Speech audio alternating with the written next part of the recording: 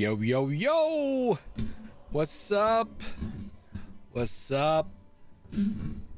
Look, it's better to be late than never.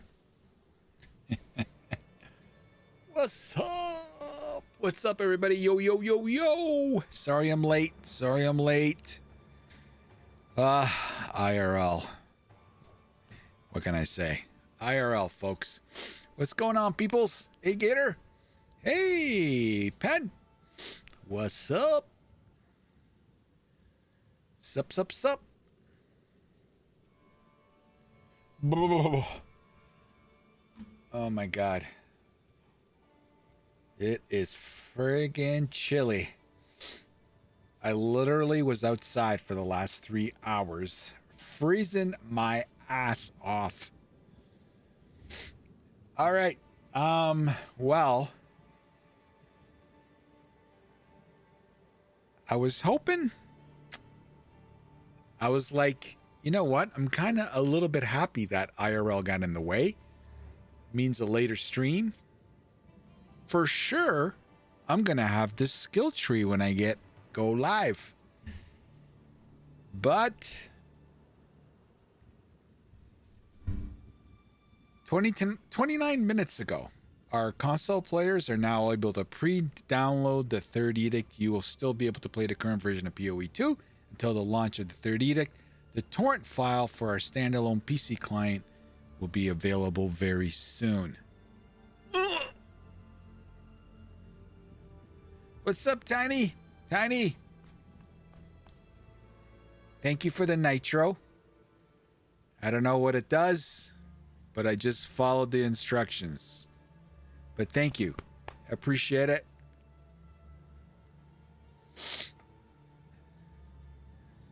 Appreciate it, buddy. Thank you. Thank you. Oh my god, I can't get rid of the chills.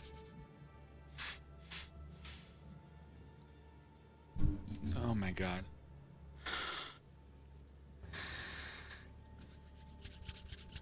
I literally got out of my car and came down here. Okay, so the standalone torrent is going to be available very soon. What does that mean? It's 95 plus here in Texas. Well, I don't know what happened to the weather in Toronto. Because it was hot and it's kind of cooled down during the day. Still t-shirt and shorts, but tonight I could have worn my winter jacket. It was so cold. Oh my god, it's so cold. Anyway, I'll warm up. 95 plus. Great, great, great. Oh, GGG, don't let me down. Don't let me down. Please. Please. We need that. Guys, I'm not gonna lie. I'm teetering. I'm teetering on my build. I'm so confused right now.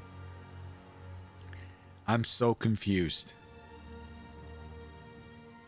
Oh, I think it's going to be literally, I'm going to be deciding right till the bitter end. I saw a little bit more information on the Blood Mage, and I'm like, damn. Should I try something completely new? Man, the dust over here. Archmage Arc looks really good. Yeah. Oh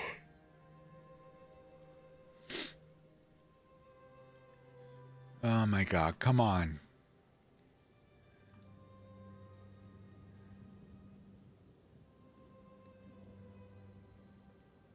So we get the skill tree, right?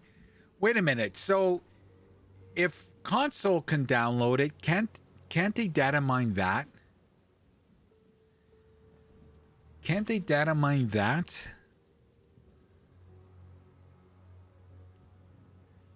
I've been checking POB to see if there's any updates, but nada. Basically what DM is talking about running, well, I don't want to run what DM is running. What's up, Chris?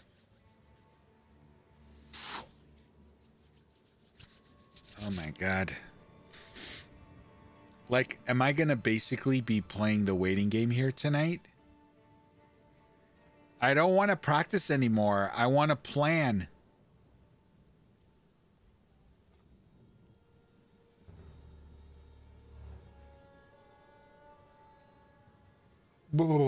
I'm actually wearing a sweater, guys. I'm wearing a sweater. It's August.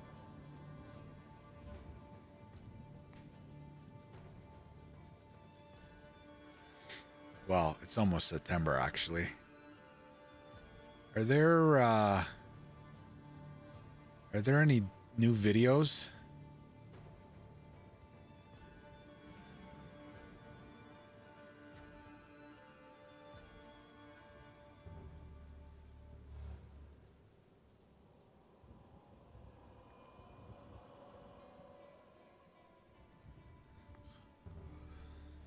How will chance the deflex scale?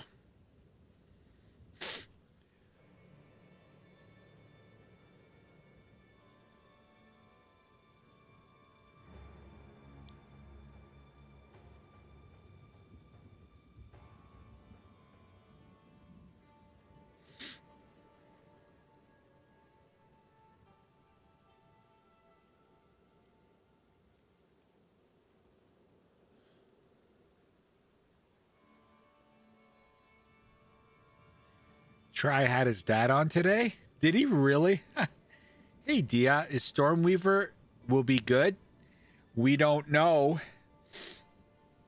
I'm hoping that is a build I'm contemplating playing. So I'm hoping it's going to be. I don't think it's going to be in the upper echelons. I don't think it's going to be like S tier. I don't think it's going to be S tier. Everything I've seen, it's in the B's and C's. According to the crystal ball builders. Most of the people you watch are going Blood Mage. I gotta say, guys, I am strongly considering Blood Mage. I watched the video. I don't know who it was, and he literally almost convinced me right on the spot. Apparently, it's going to be very beefy. It's going to be able to do a lot of damage. Blood Mage will be better. Yeah. Like, I want to play Sorcerer, but I'm just worried about it. You know? So I don't know if I want that to be my first playthrough. Anyway, we'll see. I almost did a video on it. You know, what everyone's doing. Here's what I'm playing. I almost did it. And I'm like, nope, don't do it because you're still on the fence. You're going to pull the plug. So I didn't want to tie myself down to my decision. Man, oh man, oh man.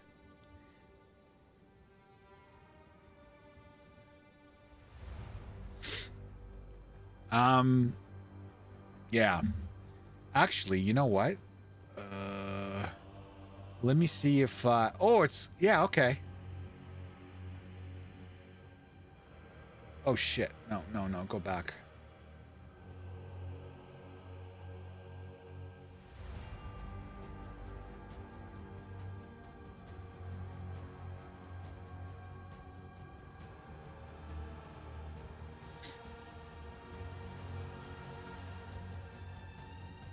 Hey, what's up, YouTube? All right, let me turn down the music.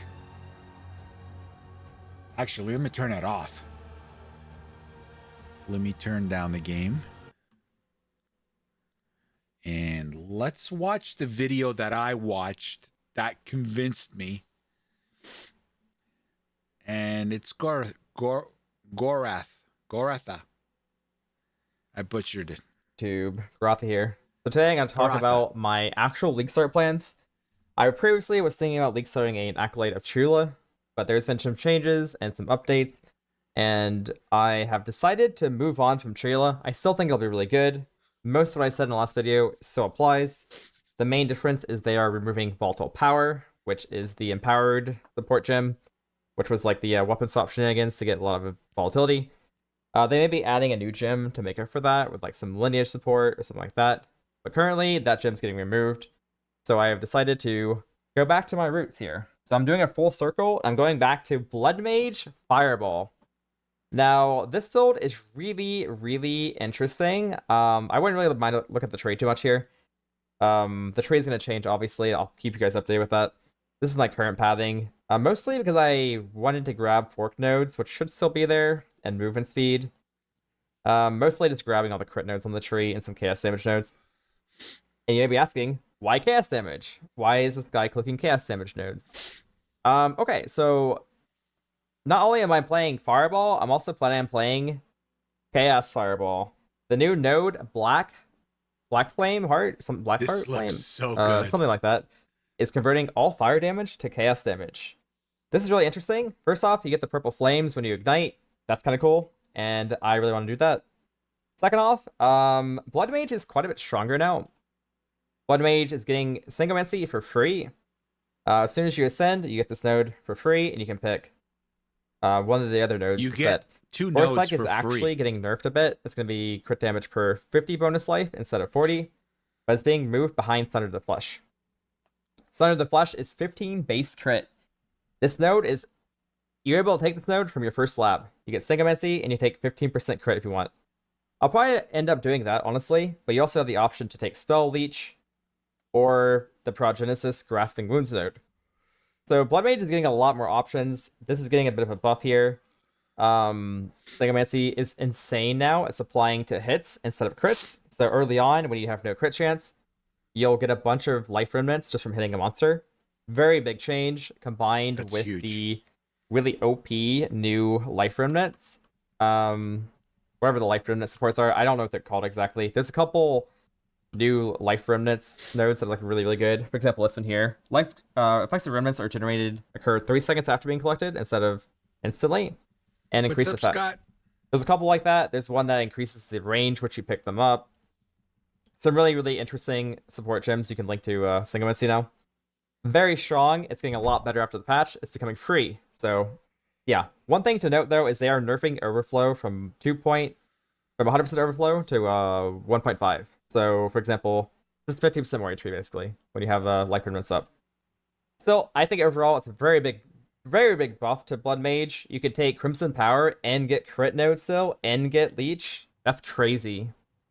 Yeah, or get the Gore Spike node, which is gonna be the last one over here. Honestly, I think Blood Mage will be super tanky, and I think it'll do a lot of damage because you have 15 base crit. Fireball has really low base crit, so this is a massive increase. If you want to go crit, Fireball makes a lot of sense with Blood Mage. So that's my current plan. So why are we converting it to chaos damage?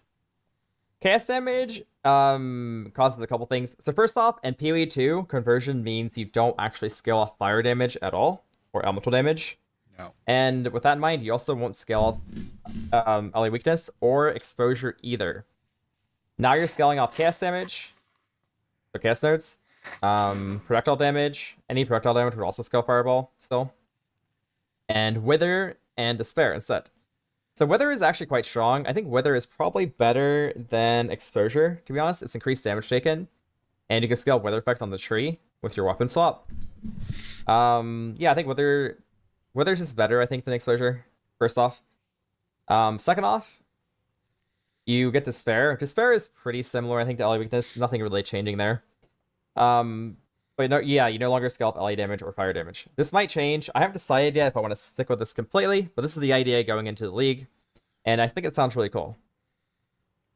Like I mentioned, I will be weapon swapping. The main reason that we're weapon swapping is so we can use Wicked Quill for Wither on hit, and Effigy of Cruelty. This is my plan for Chayla as well, but it's a really solid setup, and I think it works just as well, if not better, on this character.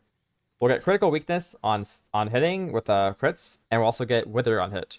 Hey, The same setup, basically. We're going to be using Ember Fuselage. You just want to play your Chaos tactician Infusion, minion, please? Scour Shot, Arcane Tempo, adding a lot of extra projectiles, adding a lot of speed. I'm with you, man. The weapon swap will be instant next patch. This should be very smooth, and you'll just pop this on anything that doesn't die instantly. You want to get some weather stacks and some critical weakness stacks. So that's the main reason for weapon swapping. And the main idea around the build, honestly. That's most of the idea. Why am I going down here to Ranger, you may be asking? First off, the fork nodes are really strong in combination with Snake Pit or the Fork Gem. Apparently Snake Pit's quite rare now, so you might not have this right away. But yeah, basically you get 1 extra proj whenever you fork. So essentially, you're almost getting the Deadeye node just by having those 3 nodes there. That's nice. Pretty strong node, honestly, and I'm really looking forward to trying it out. I think Snake Pit is going to be hard to get, maybe, so maybe you won't have it right away. Probably going to end up trying Fork Gem out. We'll see how that goes. But yeah, this is one of the main reasons to go over here. The other reason is they're adding a mechanic called Deflection. Deflection scales off evasion. I'm not sure if this is really required, honestly, because they're going to be so tanky already, just by having lots of life. But I think having evasion and having deflection, plus a huge life pool, will make us almost immortal, and it sounds pretty good to me, so maybe I'll go for that. And there's a lot of move speed over here. Move speed is honestly the main factor. Move speed and good crit nodes. Of course, the tree is changing, like I said, so don't worry about this too much. A lot of these points are going to be changed for better points, basically. But honestly, it looks pretty good already, so I'm pretty excited to see the changes, and yeah, this tree looks really good to me. We'll have to see how it changes, and I'm looking forward to it. One node that's actually really good already is Event Horizon and Spaghettification. The Event Horizon makes it so you lose HP and ES when you use the Chaos skill, but it gives you a ton of Chaos damage.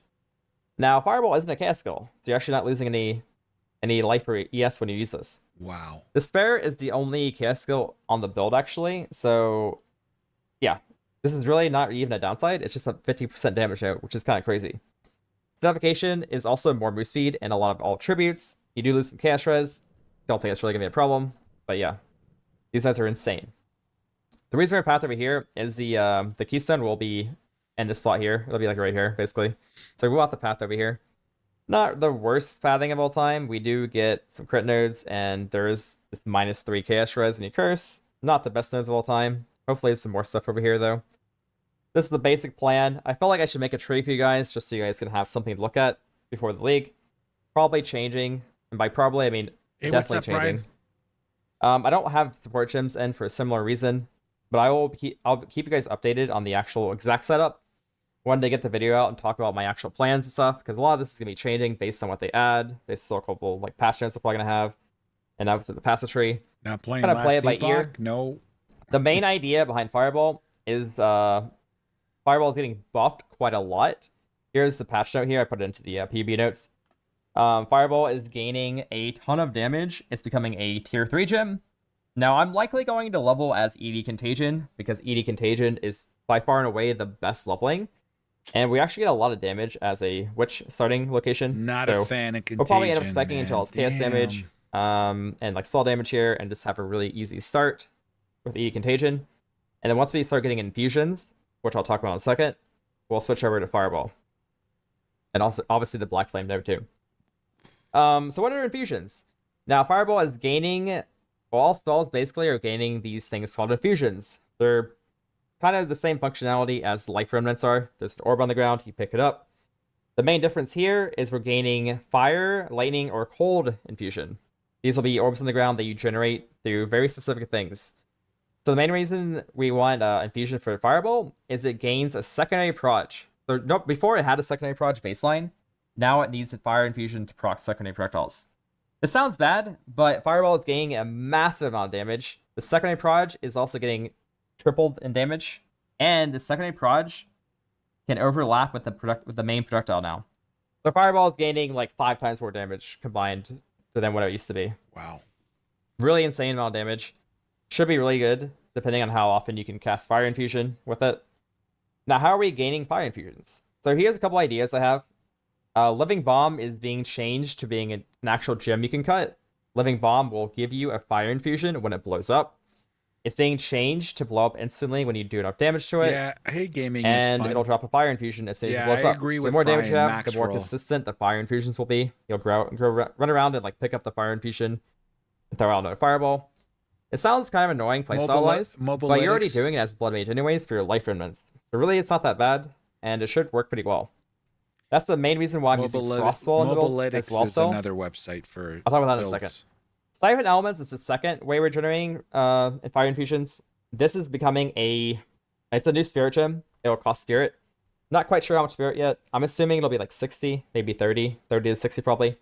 This will give you infusions on the ground whenever you ignite, freeze, or shock. Now, depending on what you do, most likely it'll drop that remnant. So if you ignite a lot, you'll drop a lot of fire remnants, so you get a lot of fire infusions. With the Black Flame node, you actually can still ignite with chaos damage, so it'll still be dropping fire infusion with the Siphon Elements. Lastly, Cast on Crit. So Cast on Crit will most likely be the setup we use for the last part of the fire infusion. So this should drop. Honestly, we probably don't even need all this, but this is all the ideas I have. Just throwing them all out there. If we don't need Cast and Crit, we don't need like Siphon Elements, we'll drop whatever we need to drop for extra spirit.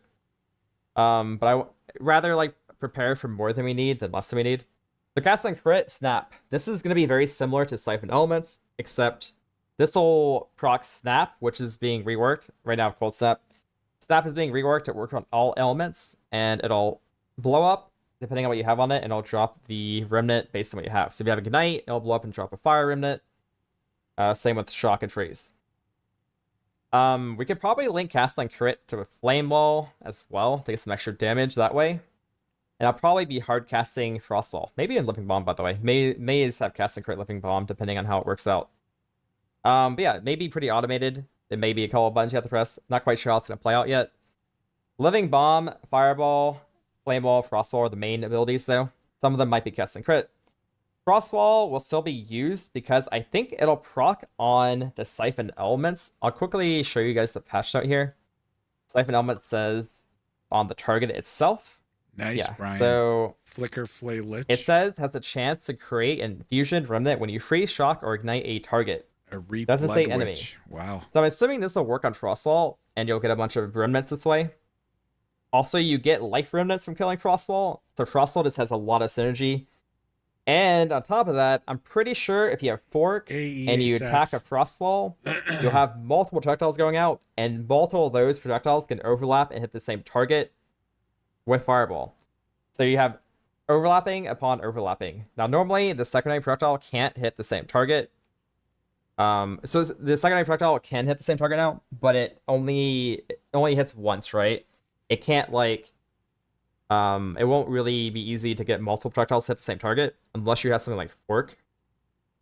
So I think Fork and Frostwall should overlap really nicely with the ability. We'll have to actually play the game and see how it plays out. But this sounds like it'll work in my head, so we'll have to see how it plays out. That's kind of the ideas I have on it. And yeah, I'm really excited. I think the Chaos Fireball Blood Mage will kind of pop off. The Fireball build, okay, so initially, this is the character I least started in 0.1, my very first character of all time. Psychomancy, let's just say this node was pretty bad, and you clicked it in normal lab, and then your character started dying to itself. It won't happen this time, surely. Surely this time, it'll be good. It'll give us a bunch of benefits. We'll get a bunch of life. It's on hit now, so we won't die to ourselves, probably. Yeah, I mean, what could go wrong, really? And yeah, it's gonna be purple Fireball instead of normal Fireball. It's gonna be great.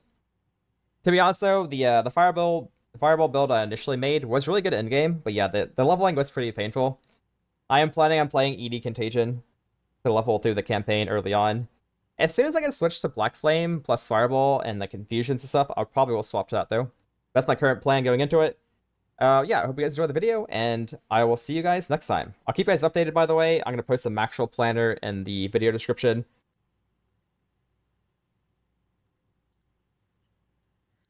Whew. I don't know, boys.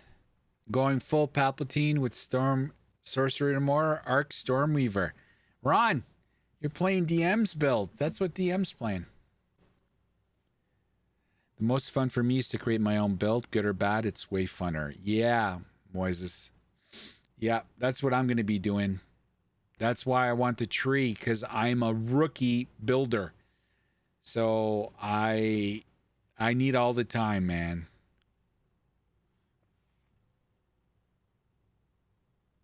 The fusion stuff looks a little clunky to me, Brian. I don't know. A lot of people are saying that. A lot of people are saying that. Meanwhile, I don't know what you're basing it off of. My initial take on the fusion looks like it's going to be decent, but again, we'll wait and see. Anyway, guys, we're waiting for the skill tree because Mr. Rookie Builder here wants to start laying out the lay of the land here. Oh, it looks slow in the patch video? Ah.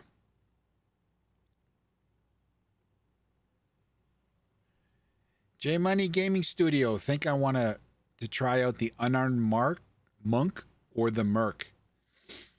I think the unarmed monk is going to be very popular. Mercenary is... I love Mercenary. I played it twice. I played it in 01. I played it in 02. Love Mercenary. Love Mercenary. So far, like my playthroughs, my favorite classes are, well, Sorceress, because it's my favorite class in any game, until they nerfed it in 01. Ranger and Mercenary. And I've played all the classes that are in the game. Going to let my drops decide what SORC skills I use at start of leveling and then see what happens.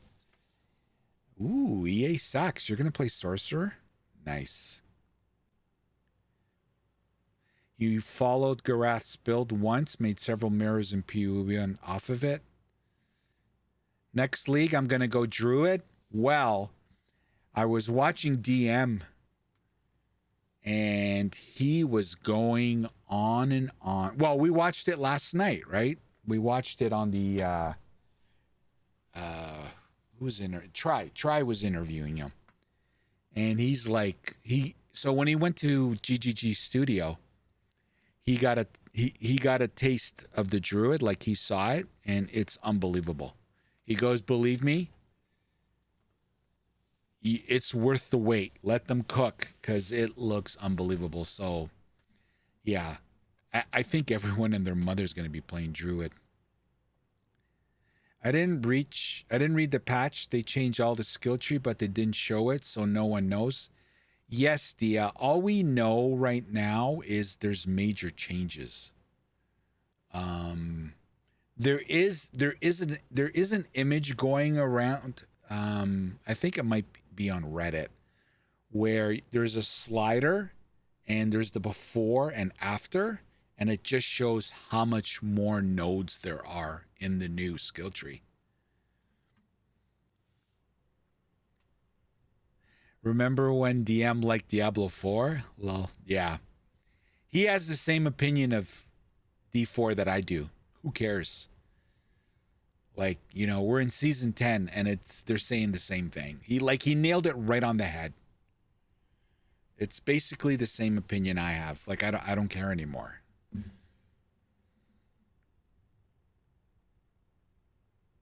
How people saying Deadeye will be broken if they didn't know the tree. Well, we don't have the tree, Dia, but you have to understand something. Okay, you take everything take everything that you hear with a grain of salt, because to your point, we don't know 100% of everything, right?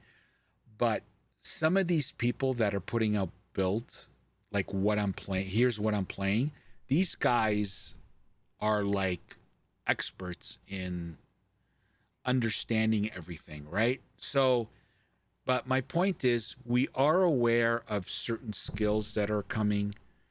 We know through the patch notes what each ascendancy is getting and not getting.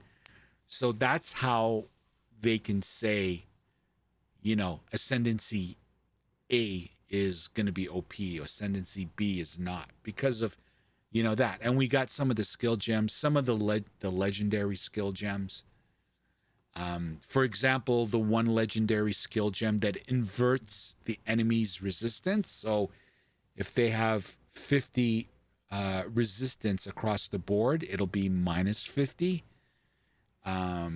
So they take that information and they're able to come to a conclusion, right?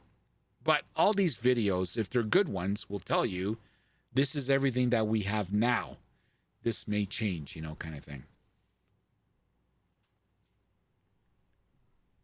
There's already a primal page in the gem cutting interface in game with all skills saying coming soon, so I wonder how close we actually were getting to it. Yeah, the patch notes are out, so they're building off of that, right? They're building with what they have. You know, we don't have 100%, but we probably have 80. That gem, if rare, will be 300 divine Sam. Oh, yeah, it'll be...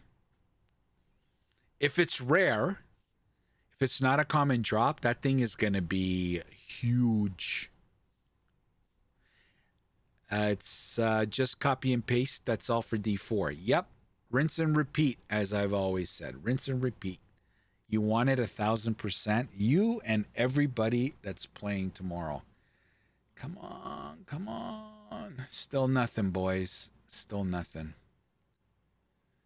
God damn.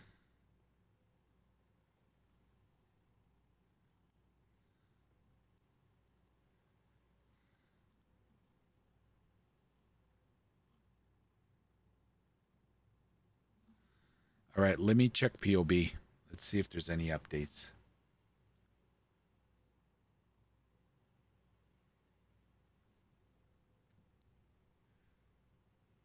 I don't think so.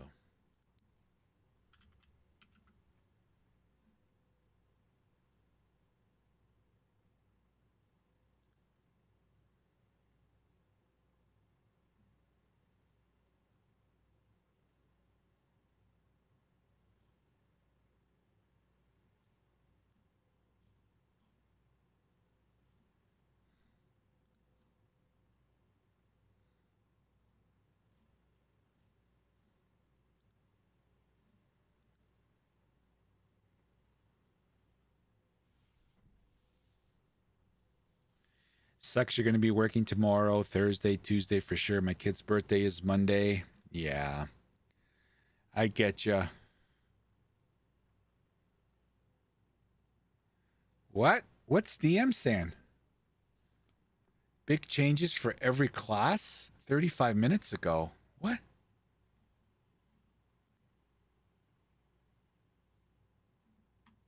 GGG just dropped Path of Exile 2 update patch notes. And in one of these patch notes, there is actually a pretty large change that is going to affect basically every build and character that you choose to play. But there's one change in particular that's bringing up a under-discussed ascendancy that's going to bring it right up to being one of the more interesting classes and has a very unique change. So let's talk about what's going on. So at the bottom of the patch notes, there's these updates here in which they'll go through and they'll, as they're going through the patch notes, they'll either rechange some wording to make it more clear, they'll actually change some of the numbers themselves. They're still sort of trying to do active balancing up to the last moment to make sure they have everything. And there's some unique changes, etc. in here, and that's all cool. But the one that I'm more interested in discussing here are the changes that came out last night. If you open this up, you're going to see here there's continued improved sound effects. There's some changes to Whirlwind. It's half the time, 4 seconds instead of 8. But if you go here, the Witch Hunter, this is where it gets interesting, okay?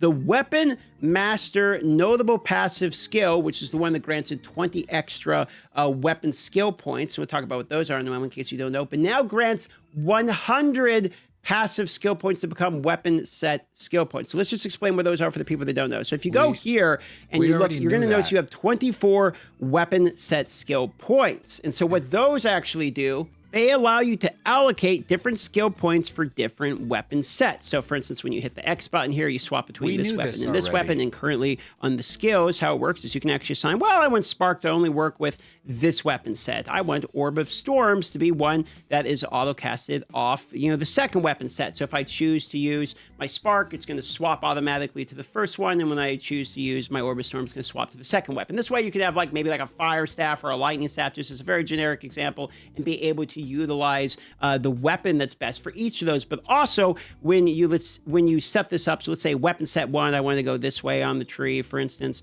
can apply there. And then weapon set 2, I actually want to go this way on the tree. And then what happens is, as you swap between these different weapons here, you actually are going to swap, you're going to swap which passive tree you're actually using. So you can see those ones get activated. You can swap back here. Now these ones are activated. So for that reason, you can kind of run a bit of 2 passive trees. But now because the Witch Hunter in these patch notes are actually adding on 100 in addition to the ones you already have, that's 124 passive skill points. You can basically run 2 entire separate passive skill trees. Now, there are some limitations on this. One is keystones and jewel sockets can't be swapped around. If you got to be locked in and have a clear path to both of these. But I mean, you could absolutely, for instance, go one direction and grab like totems on one and then have a setup for a weapon, you know, like if you're doing like galvanic shards or something, you know, a weapon setup for another cast mode. So you could have completely different passive trees for each one of your different skills. You got 2 basically full sets of this. But there's a further change that's actually even a larger deal that applies to all of the classes. Now, there's some other unique item changes in here. Like, for instance, this one's kind of cool. Ice Stream now grants code. If you know what you're doing, Brian, you can go your max mana. Helps out some of the Thorns people, for instance. There's other item changes here as well. But if we go down to, where is it here? It's in the player changes.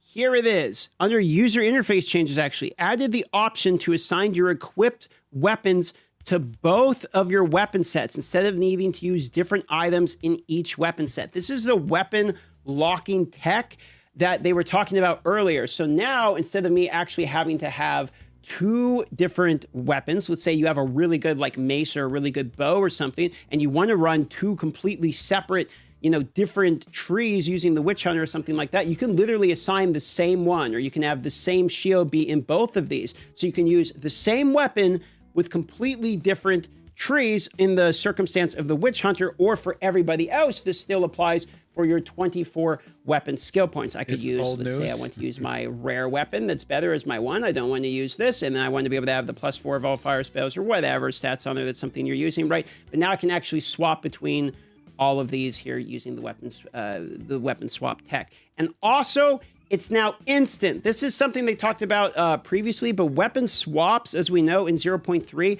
are not only now is it buffed because you can use the same weapon of it, and not only does the Witch Hunter have +100, but the weapon swapping between one set and another is something that happens completely instantly. You no longer are stuck behind an animation. So that's all super interesting, and compounding the fact that the Witch Hunter now gets to kind of do 2 completely separate passive trees of 124 points. 100% there's going to be some interactions that are found because of this that are things that would not have been possible without that many skill points on the Witch Hunter. I'm kind of curious to see which of these actually come out as either bugs or unintended interactions, whatever you want to call them.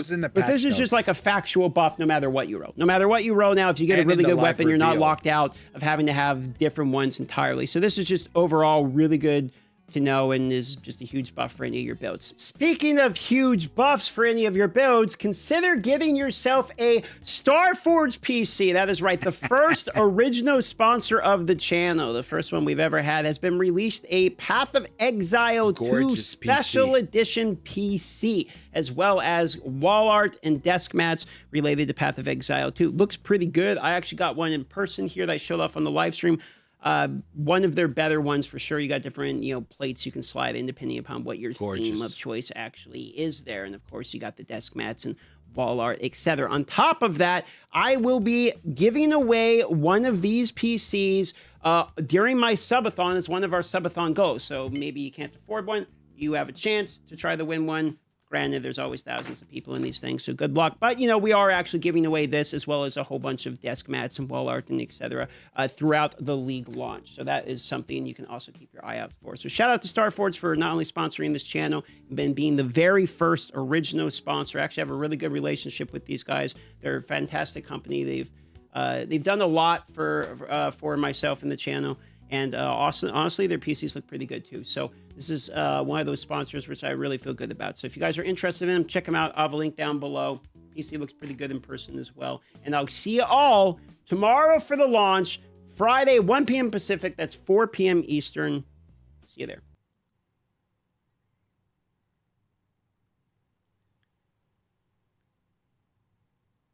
You'll be in the stream forever before they give it. Nah, DM is not a scammer.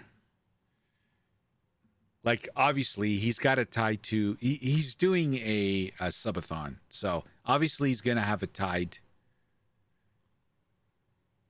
He's gonna have it tied to a goal, right? Which I'm sure is gonna be up there. But he's giving away a lot of PCs, so it's legit. He's not a scammer. Where is this thing? Oh my God, still nothing, man.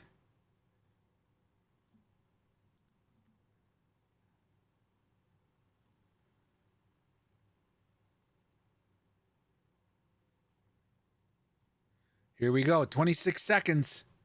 Path of Exile 2, the third edict will launch soon. In this new post, we've gathered all the information you need to know what happens on launch day and how to start downloading early if you have access to Path of Exile 2. Let's go. Path of Exile 2, third edict will launch on PC and console soon. In this new post, we got it all. Okay, I just read that. Okay, don't forget, everyone, if you do not have a key and you've been sitting on the sidelines, now's your chance. There's a free weekend starting to launch tomorrow till September 1st. So remember, get in there. It's free. Plus, I made a prediction that they're going to hit over 1 million on all platforms. So don't make me a liar. Jump in. Private leagues are now available. Those of you who are planning to play in a private Rise of the Abyssal League at launch are now wow. Click here to set up your private league. Don't forget to double check your start time upon creating. Please note you cannot start these leagues until the 3rd. You guys want to do a private league? Oh no, I want to do trade first. The third edict launch info. Here we go. The realms will go down at August 29th, on August 29th. 6 p.m. UTC, and patching will begin shortly after. The servers go live at 8 p.m. UTC. The BF times are displayed in your local time zone. You need to be logged into your account to see these. To change your local time, blah, blah, blah. Here we go. Pre-download for existing POE 2 players.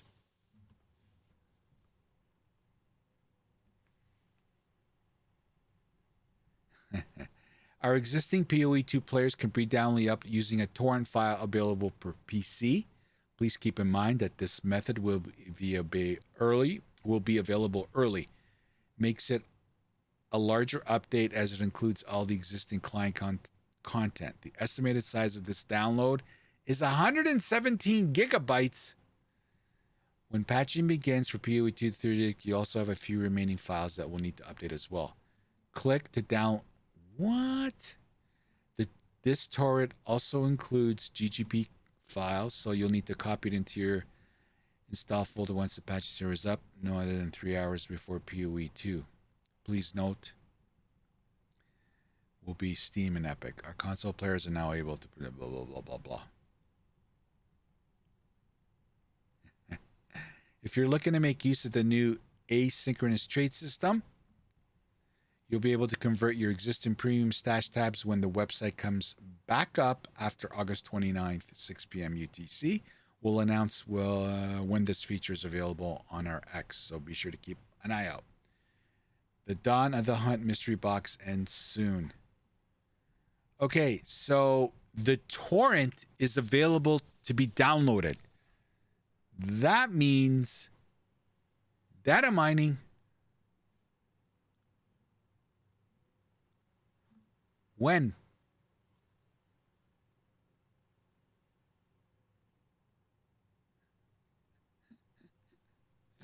When?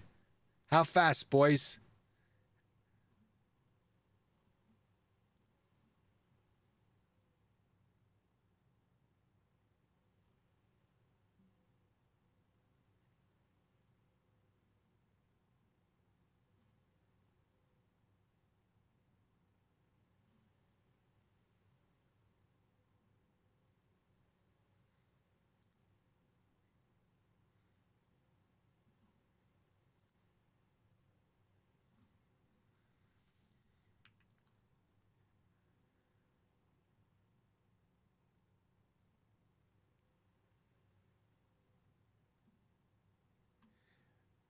All right, so you download the torrent and then you got to put it into your install folder.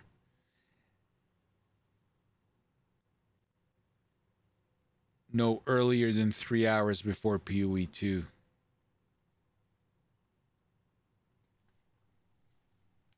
Anyway, I downloaded it. So the trade site complainers are never allowed to speak again. I don't know about that. They're always gonna.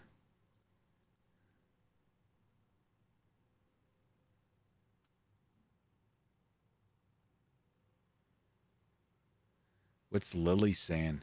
POE 2 top league starter builds flowchart for 03.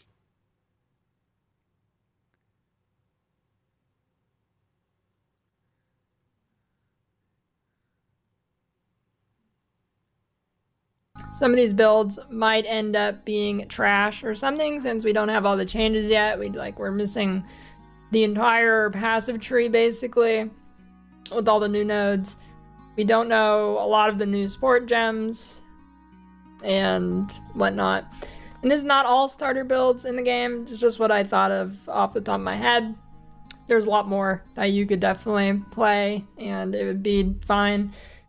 And the ascendancy as I list on these are swappable. They're not locked in place by any means. So, start here. Yes. All right. First, we're gonna go over to minions. So, got some big choices with minions. Would you rather deal fire damage, or fire damage? Okay, let's start with fire damage. We got Infernal Legion. Oh no, I'm spoiling the other ones. Oh well. Infernal Legion RF Dinomancer. You can check out Oscrix on YouTube. By porkbun.com. Need a domain, need it fast, need it secure? Well, guess what? Someone's watching your email. Unless you use Proton Mail with your pork bun domain. Who's it for? Entrepreneurs, freelancers, developers, anybody who doesn't like Snoop sniffing around their stuff. End-to-end encryption. Your subject lines, your content, your attachment are yours. Nobody else sees them. Nobody, not even us. Not even all the years. Boost credibility. Send without delays. Access your inbox anywhere. Windows, Mac, Android, iOS, even a payphone in the middle of the night. Okay, not a payphone in the middle of the night, but you're not just getting email. You're getting Proton Calendar, Proton Drive, Proton VPN, Proton Pass. That's 5. Count them, 5. That's less size than I have, but 5. 5 ways to lock it down. Still with GoDaddy. That's like paying extra for pickles you didn't even order on your burger. Pork bun keeps prices low. Renewals low. Who is privacy free? Hide your privacy, your private privacy informations that you don't want people to see if you have a website. Get Proton Mail Essentials or Pro for just $5.99 a month for the first year when you're a Pork Bun customer. Stop snoops. Start security. Remember, porkbun.com. Get secure, reliable email that protects your privacy from Proton and Pork Bun. Get Proton Mail Essentials or professional plans as a Pork Bun customer starting at $5.99 a month for the first year.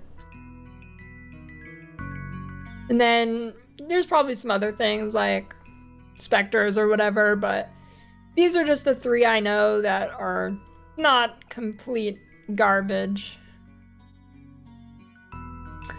Now we got attacks. Here's where the meat of the flowchart is. Like most builds in this game are attack builds. The best builds are attack builds, right? For the most part. So first up we got, is your wife's boyfriend a cool guy who lets you play video games and build Lego sets while they get juicy? We got a yes here. I'm not gonna read that, but you know, if this is you, then ask your wife's boyfriend for permission to play Lightning Arrow Deadeye. And then if that's not you, not a cuck, we got other attacks here. We got ranged and melee. I'm gonna start with ranged since ranged is better. That's a good one. We go down here, we follow the fingers. Which of these resonate the best with you? The Fub We Gooner have build. a few here. First up, we got Gen Z Boss and a Mini. With but that's gonna be a Deadeye crossbows, probably galvanic shards and shock burst. I think galvanic shards is ending up buffed in the end game. I think it'll feel pretty good once you get a bunch of reload speed and whatnot. I don't know how it'll feel early. I mean, you never really use this before maps anyways. It's always been kind of rough while leveling in campaigns, so definitely swapping at maps, you're gonna level with bows for that. But some other crossbow stuff you could definitely do too if you don't want to play the lightning. Now we got secret product and a trench. Actor mortar. Okay, yeah. I mean, you can Tactician. read it. Tactician mortar grenades. Yeah, tactician. You know, what is a trench? Oh, a trench coat, of course. We got 5'3" and a catitude. We got What's that, spiral Super volley, Deadeye.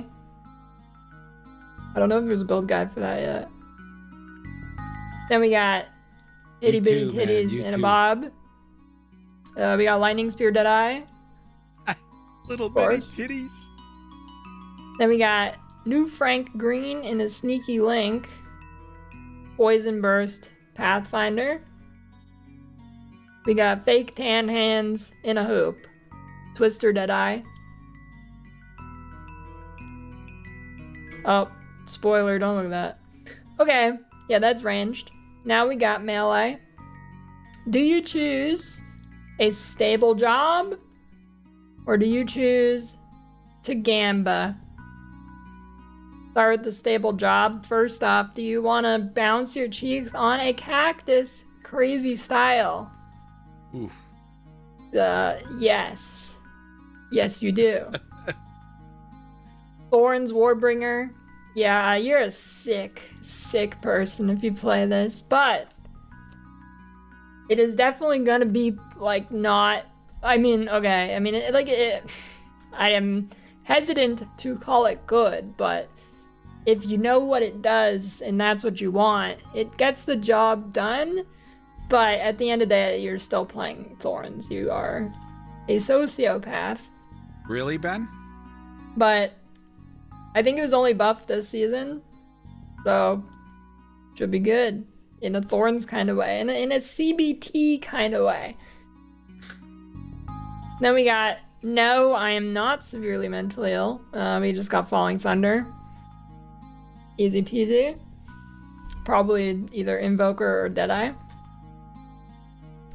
Then let's go the Gamba route. These are builds that are Wow. not definitely going to be good. These are like we don't have enough information for them, so Slams felt like don't garbage really compared know to if them, they're yeah. going to be terrible or really good or whatever.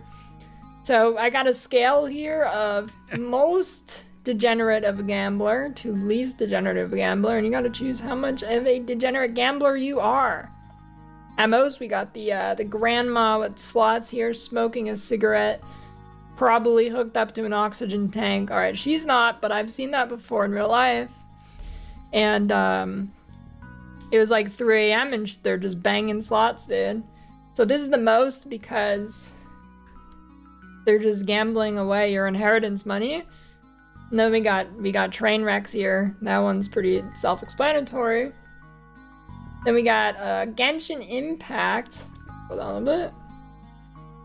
And then finally, at the least degenerate, we have Apothecary Gambling.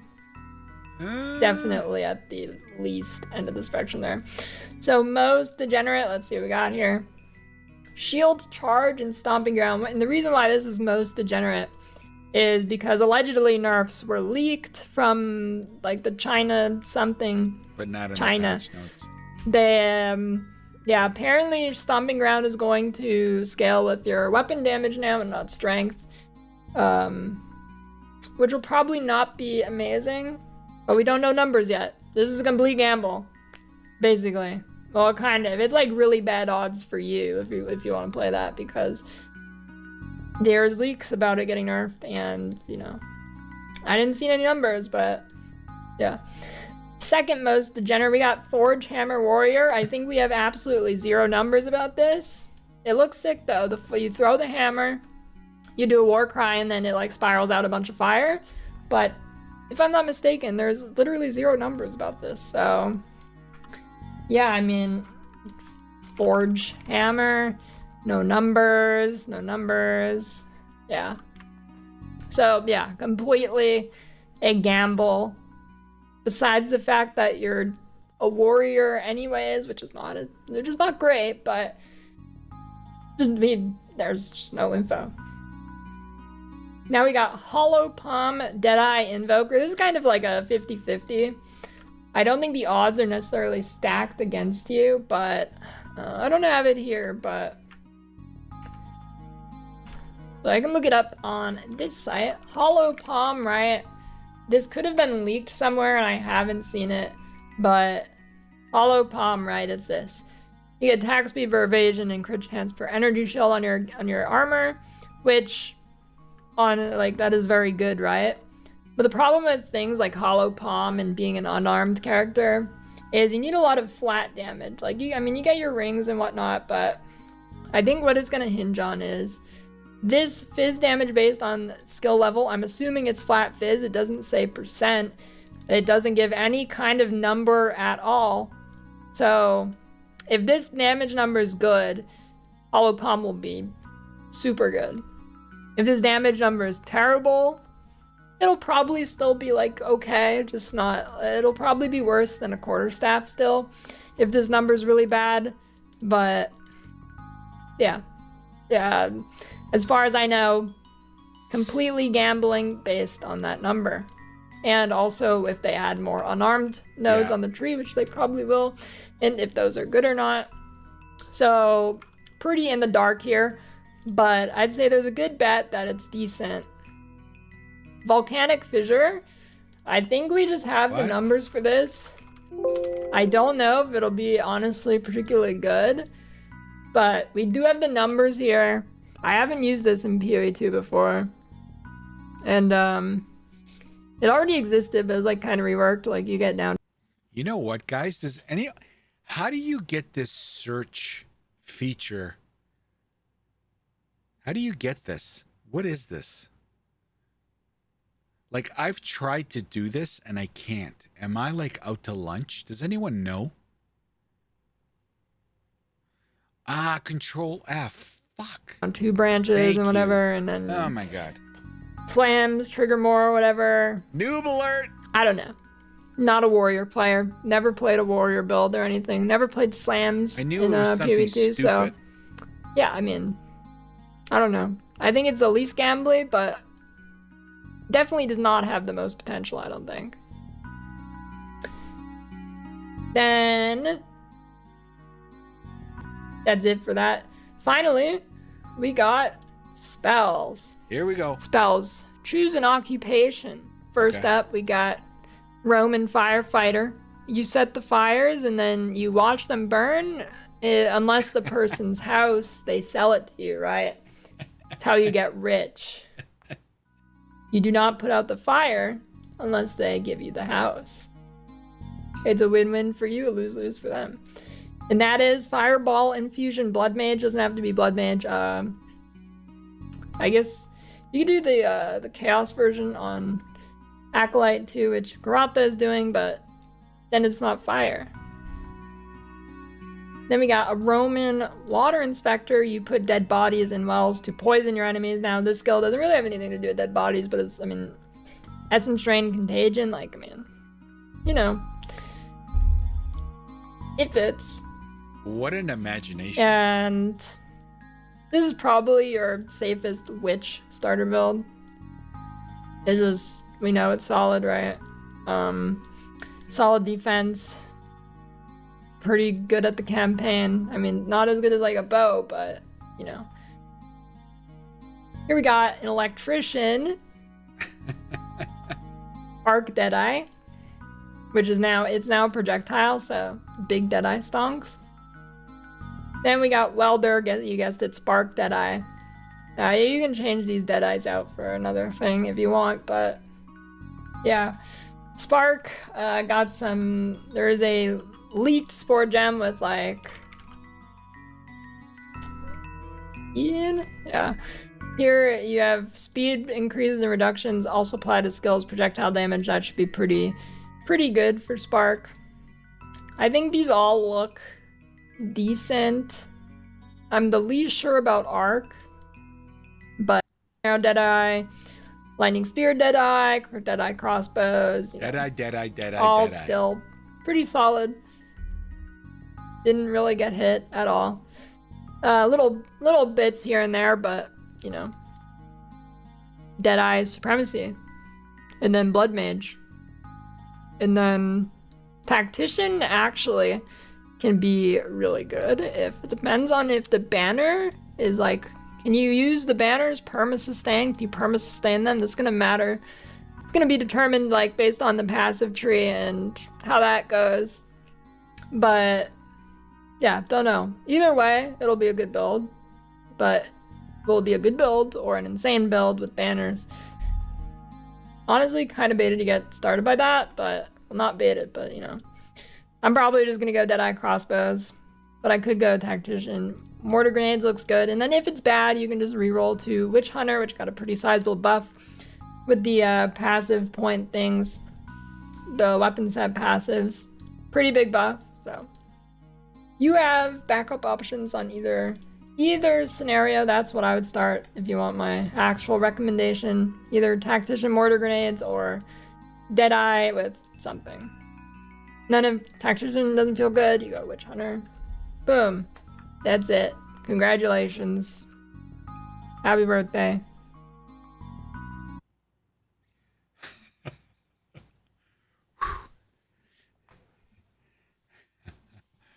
Ooh.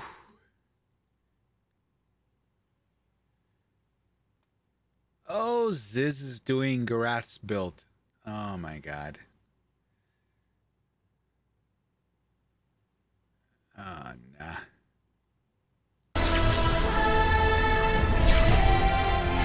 Hi, Zizrin here with a build theory for the upcoming 0.3 League, and we still don't have the skill tree, so we can't make build guides. You probably do see a lot of build guides on YouTube already, but...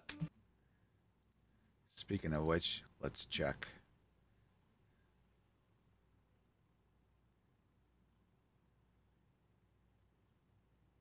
Oh my god, we're never gonna get this fucking tree.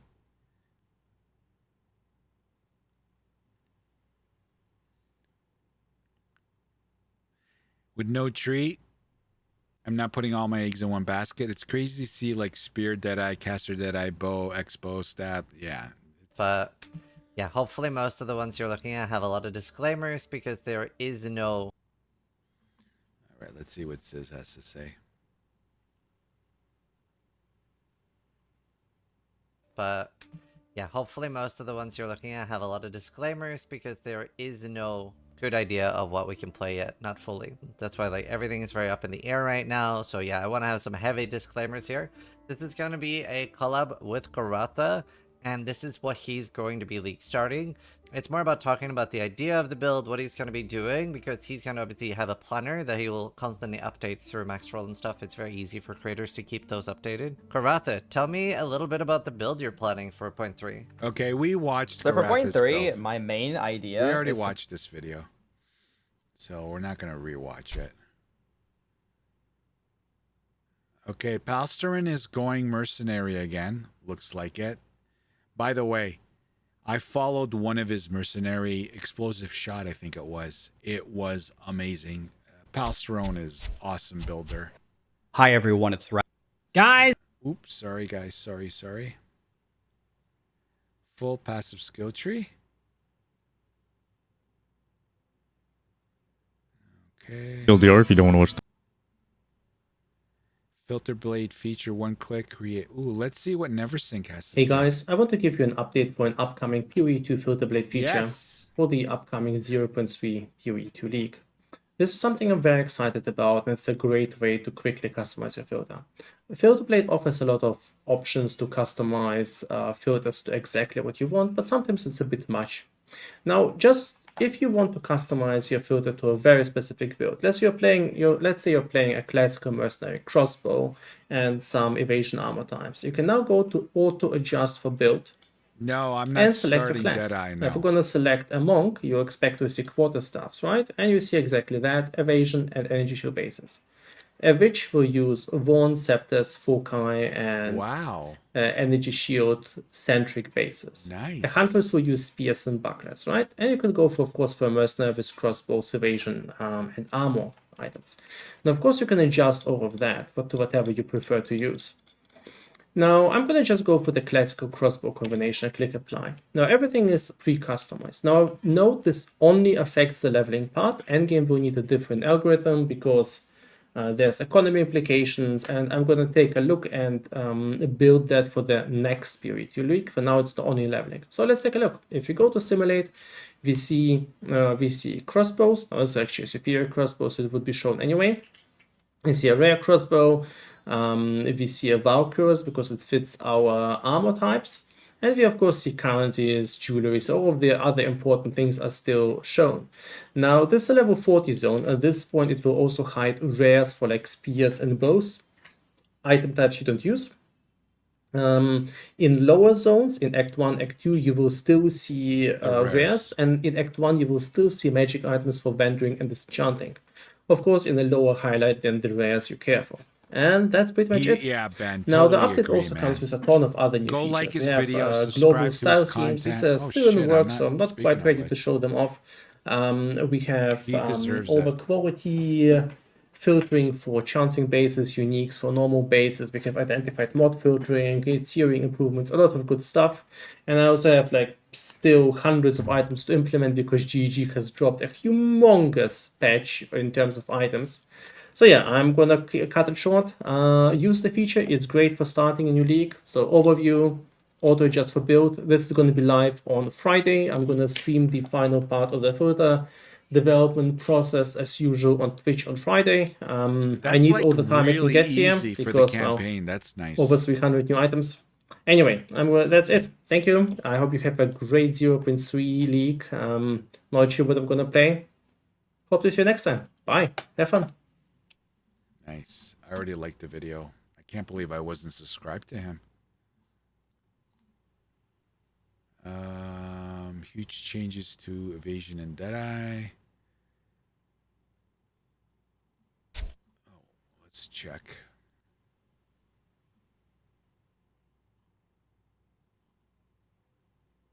Nope. Nope.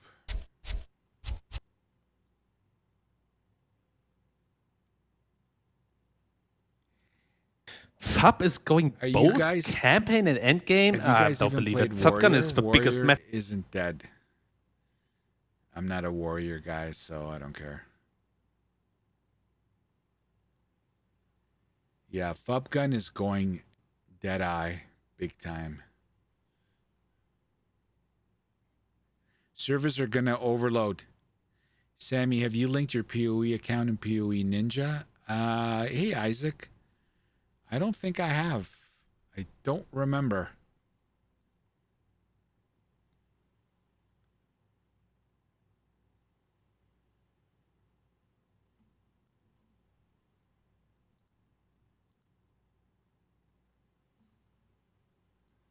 Where is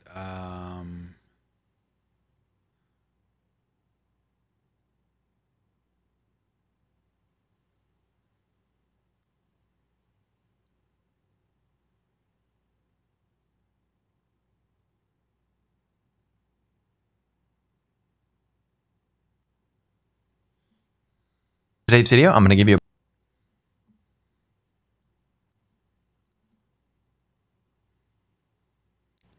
let's see, well, local campaign speed leveling tips. Get to maps faster. Today's video, I'm going to give you a bunch of tips on how to get through the campaign more quickly. These are all practical tips, no BS. Let's get right into it. First tip, and the most important tip, is to know your build. Don't improvise on League Start. Pick a build that has been proven to work, or make your own, and then practice it throughout the campaign at least once.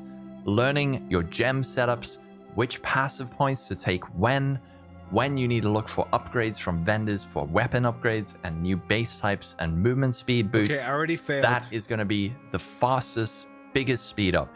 Not having to stop, read stuff, not having to look at the gem tab. If you can just get that automatic, that is the biggest speed up. If you are looking for a build guide for League Start, you can check out Mobalytics. I have one over here. This shows you the type of gear you're looking for early on, which kinds of gems you need to equip, Not and recommended then further if you're down, new. the Yeah. passive points you're going to take on the Yeah, tree. you don't want to and it'll take speed you if you're through new. the campaign, step by step, level 14, level 33, and so on. So if you're going to follow a build guide, at least keep it up on the second monitor so you can follow it along as you go. The next thing is to know the campaign. I'm not talking about learning every single layout. You don't need to do that. But more importantly, which quests do you need to do? Which ones give you good rewards, like permanent buffs, like 30 to spirit or skill points? And also which quests you can do, little side quests that give you bonuses like support gems or lesser jeweler's orbs. They're going to help increase your pace throughout the campaign. So if you are learning a build that you're following to learn the gems and stuff, also try to take note of which quests that you need to be doing throughout the campaign. I have this guide up on Mobalytics that'll take you through the campaign, which bonuses you can get. You can also scroll right down to the bottom for a little cheat sheet, which will show you all the really important ones that are highlighted. These are your permanent buffs, books of specialization that give you +2 passive points. These are all that's the a really good one. important ones, and then these are the extra ones. So try and learn this so that you're not doing little side quests that are pointless. However, if you do want to take it to the next level and start learning some layout stuff, I'll link this in the description. This is the layout guide that I've written. Some of this needs to be updated based on new layouts. It seems like each league we're getting slightly different layouts, but some of these are general tips that will help you get through the campaign more quickly. You can also join the Campaign Codex Discord. This has almost 2,000 people in it working to decode the campaign and each area to try and figure out how to get through it more quickly. So this is the next step. If you want to learn all these layouts, hop in here. I'll link it in the description. Next thing is to look out for movement speed boots. Of course, movement speed makes you go faster, so that'll help you get through the campaign more quickly. We have sprinting Looking out now, for though. movement speed boots early and often, picking up magic boots that you find on the ground early on, and then possibly even using orbs of transmutation or augmentation to upgrade boots that you do find in an attempt to get increased movement speed. So from level 1, you'll find the lowest tier movement speed, 10%. Level 15, then the next tier up becomes available. Tier 5, this is 15%. Level 30, you're finding 20% movement speed, tier 4. Level 50, that's when you find tier 3, 25% movement speed, and then higher levels, I believe 82 is the highest tier. But for the campaign, make sure that you're looking out for that next tier of movement speed as you go. Another thing is to pay attention to your upgrade breakpoints.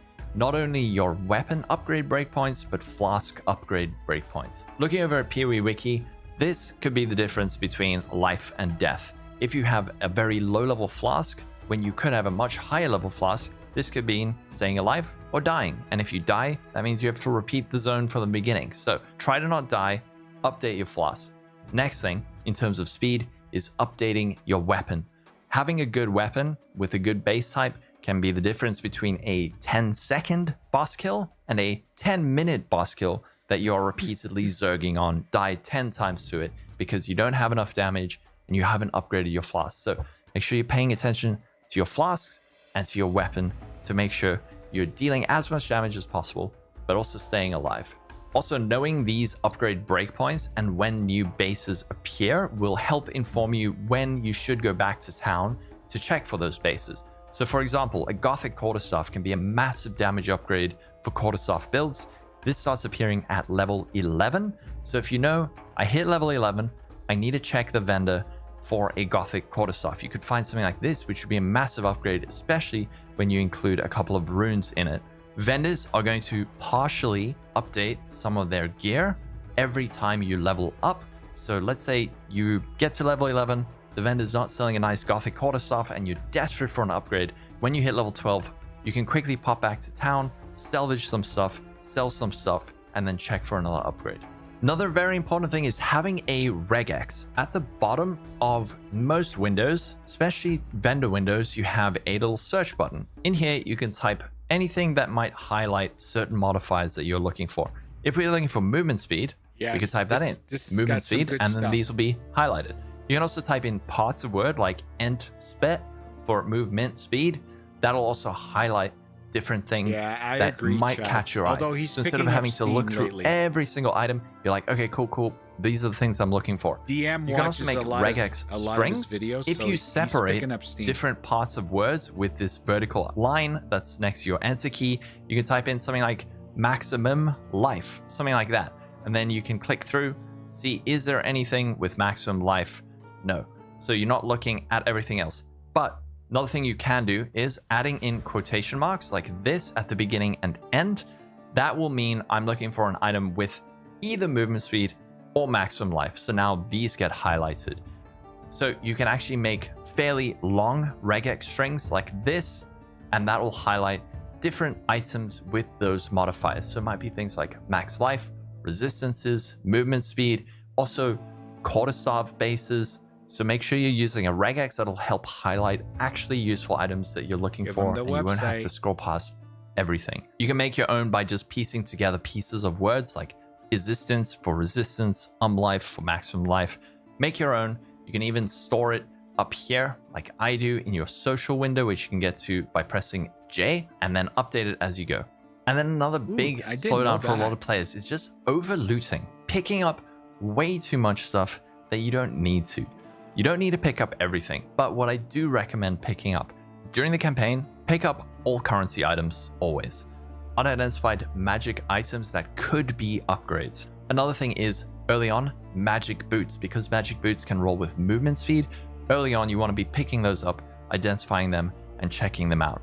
Another thing to pick up are rare items that could be upgrades, or rare items that you can at least sell to vendors for gold or disenchant for regal orbs. Try and get a balance between your gold and the amount of regal orbs you have, so that when you do get a new weapon, for example, you have enough regal orbs to upgrade it, but you don't need to pick up everything. Rare items early on are probably mostly worth picking up, especially the smaller ones, so that you can either disenchant or sell them. Another thing that is worth picking up are white weapon bases, so normal rarity items with no modifiers. If they are new base types, that could be an upgrade. So let's say early on, I might be using this wrapped quarterstaff. If a white Gothic staff drops, that's definitely something I want to pick up because I could use an Orb of Transmutation or Alchemy on it. Then the other thing is white rings and amulets. That requires just early on for knowledge, martial though. builds, a white iron ring can be a big amount of damage. So don't pick up everything. But another thing you can do is get a loot filter from a site like Filterblade, where you can follow a loot filter from someone like Neversink. These are just going to be very generalized loot filters, not specific to your build, and these will let you know when you have found a really good item. The loot filter will let you know, like, this is valuable, you're not going to miss it. Another important thing for speed is experience management, making sure you're not killing too much or too little. Yes, a general rule of thumb for the average player, I'm not talking about speedrunners who have different strategies, but try to stay within 1 or 2 levels of the zone level. If you are way above the area level, let's say it's an area level 20, or like in this case, area level 11, and you're level 15, that's an indication that you are killing too much stuff. What you can do is try to focus on large packs of monsters, so big swarms of enemies that you can kill quickly to get experience, and then also rare packs of enemies, monsters where there is a rare guy, and then his little minions, those give you good drops and good experience, and then magic packs of monsters. Try to prioritize those. You don't need to kill absolutely everything. Another important thing with XP management is just paying attention to breakpoints. Things like, when am I getting that new base weapon type? When am I getting that new flask type? Also, when am I unlocking that new skill gem that might increase my damage? For example, by the end of Act 1, when I'm fighting Geonor, I want to at least be level 14 because that could unlock Ice Strike, which is a really strong skill that could help me kill Geonor faster. If I am only level 13, I don't have this skill, that fight is going to be much slower. So pay attention to these breakpoints, see when am I getting that new skill, when am I getting that new weapon, and try and plan a little bit ahead to say, like, by the time I get here, I want to have that so that this fight goes a bit faster. And in terms of speed, dying, of course, is going to slow you down. So paying attention to your defenses, especially early on, your resistances and your flasks, very important. Act 1, you're primarily going to want to focus on cold res. Act 2, at the start, fire res, and then later on in Act 2, lightning res. And then in Act 3, fire and chaos are going to be most prevalent. So try to at least have plans for that with rings, like your sapphire ring can give you base cold res. You could use charms to push that up a little bit so that you're not struggling on Geonor because you have no cold res and his attacks keep one-shotting you. And then the last extremely important tip for going faster is doing your lab.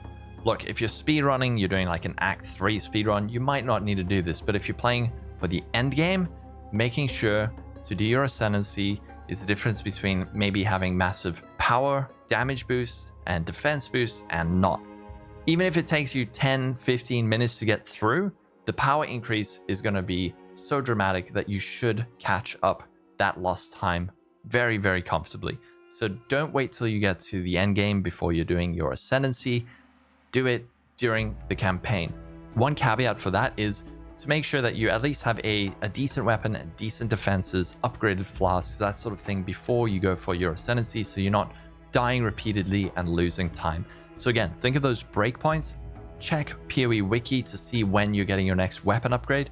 Maybe say when I have got my Jin barrier in Act 2 from the Trader's Passage. After doing that, I'm going to try and get a Steel Point Quarterstaff, which will be, I don't know, twice as much damage, and then I'll do my lab. So do your lab.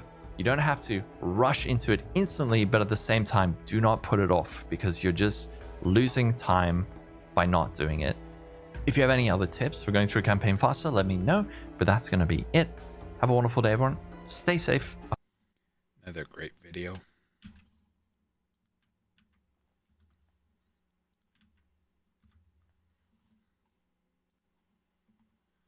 All right, let's go see here.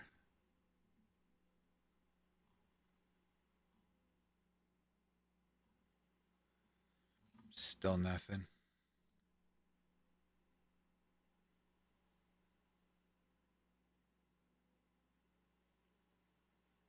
You're slow as heck. Yeah, I'm a slow leveler too, EA. Big time. Big time. I'm a hoarder. I have FOMO. I read too much. I pick up too much. I go back to town too much. I fuck around in town too much. I check the vendor. Like, it's just a snowball.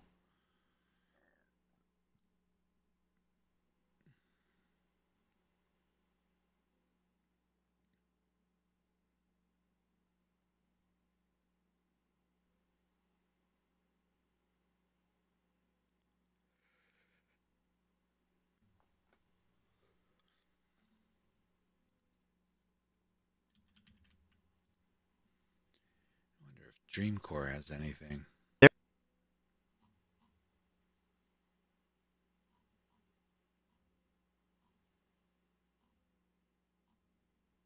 Hello, guys. Jesus, so loud.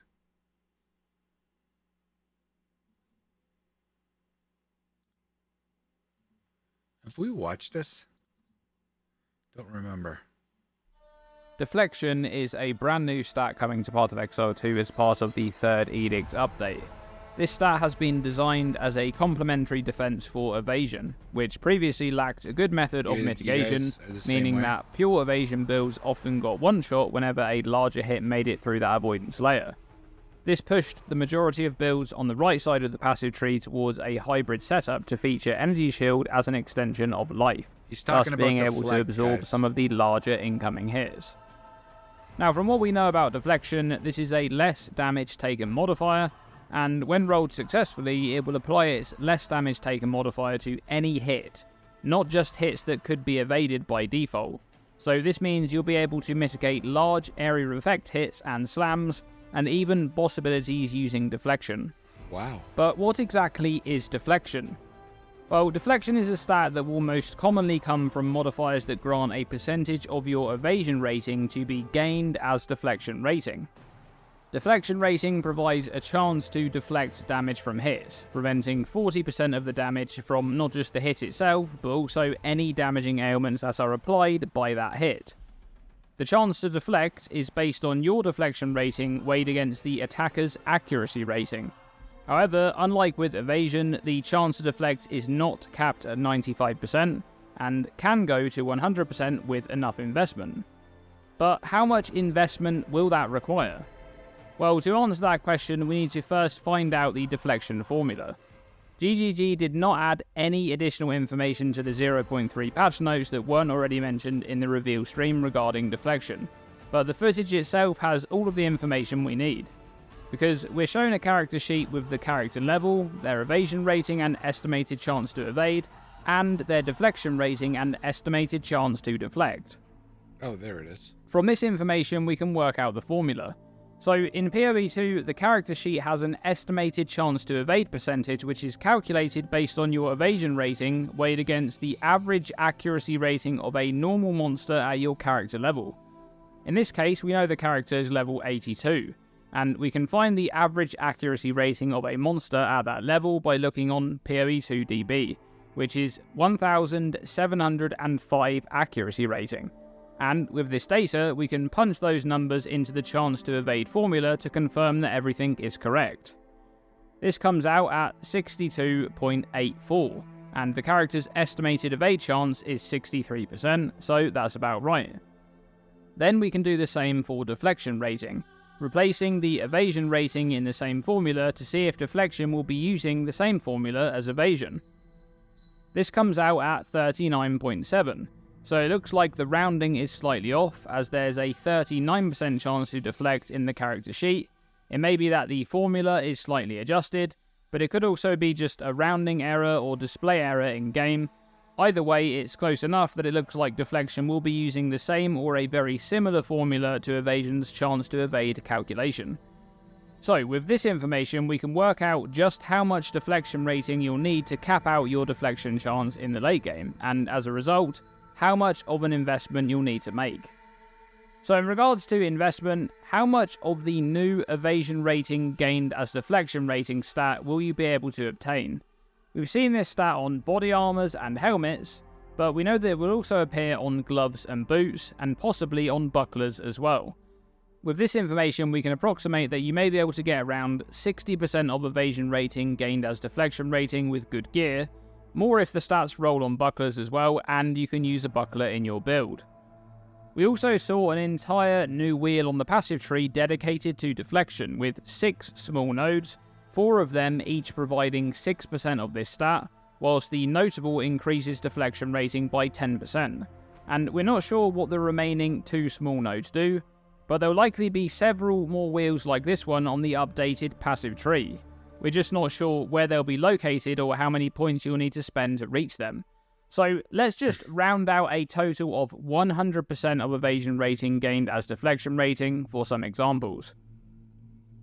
Now, gain works very specifically in Path of Exile 2. It's always derived from the base stat before any modifiers to that stat. So in this case, the gained deflection rating will be based on your base evasion rating prior to any modifiers that increase your evasion rating. We don't know if the modifiers will appear on hybrid gear, so for now we'll just look at pure evasion gear. With very good evasion gear, also accounting for prefixes for life modifiers, you may be able to reach between 4,500 and 5,000 base evasion rating, more if you're also using a buckler. So let's go with 5,000 base evasion rating. That means you'd be gaining 5,000 deflection rating if you did have 100% gained from your evasion rating. And so far, we only know of a single notable granting 10% increased deflection rating. So let's assume there's more of this stat available on the passive tree. Let's say you may be able to get a total of 40% increased deflection rating. So that would be a total of 7,000 deflection rating. So how does 7,000 deflection rating perform in a tier 15 map? Well, to calculate that, we need the average accuracy rating of a monster at monster level 79, which is 1,552. And putting those numbers into the calculation would result in a 73% chance to deflect. Okay, 73% chance to deflect is pretty good. However, Jonathan said in the reveal that you'd be able to cap deflection with enough investment. But here's the thing. The chance to evade formula that deflection appears to be using has extreme diminishing returns. For example, to reach 90% chance to deflect against the average monster in a tier 15 map, you'd need 21,000 deflection rating. But to reach 100% chance to deflect in the same scenario, you'd need 500,000 deflection rating. So what exactly is going on here? How on earth can you reach 100% chance to deflect? Well, I think when Jonathan said that you can reach 100% chance to deflect against all hits if you spec into it enough, he meant really using absolutely everything to get there. For example, the blind debuff, which imposes 20% less accuracy rating on affected targets. You can also obtain up to 90% increased blind effect on the passive tree, which is split between 4 clusters that are quite far from each other. That would impose a 38% less accuracy rating debuff. Then there's the Vigilant View unique ring, or the Tactician's Stay Light Use Cover Notable, both of which cause enemies to have an accuracy rating penalty of up to 90% less based on their distance from you. But do note that both of these also cap your evade chance at 50%, which is a huge downside. So let's go with the maximum for this example. That would be a monster that's 9 meters or further away from your character, at which point they would be imposed with a 90% less accuracy rating penalty. And when combined with the boosted blind, this would lower the average accuracy rating of a monster in a tier 15 map from 1,552 to just 96. And with 7,000 deflection rating, you'd now have a 98% chance to deflect against those very specific monsters that are both blinded and at a far distance away from you. But even under the most perfect scenario, the chance to deflect is still not capped out. So here's where I think a very important modifier will come into play, and this is pure speculation, but I think that one of the new deflection wheels, or maybe several of the new deflection wheels on the tree, likely the ones that are deep into the dexterity area, will provide more chance to deflect. This is a stat that will effectively multiply your actual chance to deflect, not your deflection rating, and this will be the key to reaching 100% chance to deflect under specific circumstances. The thing about this modifier is that it's inherently more beneficial to characters that already have a heavy investment into deflection. So let's say that there's a 3-point cluster on the tree where the small nodes each grant 3% more chance to deflect, and the notable grants 6% more chance to deflect. That would calculate to around a 12.4% multiplier on your chance to deflect. So let's go back to the example with blind and vigilant view. And let's go with a less perfect scenario this time. Let's say the monster is blinded, but you only have 50% increased effect of blind from the Pocket Sand Notable, for a total of 30% less accuracy rating from blind. And let's say the monster is around 5 or 6 meters away from you, for about 50% less accuracy rating from the Vigilant View. That would bring the monster's accuracy rating down from 1,552 to 543. And with 7,000 deflection rating, you'd have an 89% chance to deflect. You'll never understand. If you then this, had chat. the imaginary more chance to deflect wheel that I just discussed, that would be approximately a 12.4% multiplier on your chance to deflect, rounding out at 100% chance to deflect. This is one of the only ways that I see being able to cap out the chance to deflect if the formula is indeed the same one used for chance to evade. However, one thing to mention here at the end of this video is that it's possible that the footage shown in the reveal stream simply had the evasion formula in place for deflection, even though the actual formula may be different by the time the patch goes live. Though I doubt that, since their internal testing with this mechanic would surely have been done using the correct formula and realistic gear. Now overall, it does look like deflection will be a great addition to bolster the defenses of pure evasion builds, but we're not sure just yet if the modifiers will appear on hybrid gear, and even if they do, it may not be possible to achieve a high chance to deflect due to having a lot less base evasion rating to pull your deflect rating from. Additionally, it may be the case that you really need to invest heavily to reach a very high chance to deflect, including the use of lots of external mechanics such as blind. But that's going to be it for this video. Thanks very much for watching, and as always, Is this a noob stay video? tuned Nah, and stay safe. Dreamcore's videos are not noob videos. But if you want to learn the inside mechanics, definitely go check him out. Another great content creator. His stuff is really good. Like, he goes deep into the math. But if you want to learn the game, that's where you got to go. Oh my God. Like, we're not getting this tonight, boys.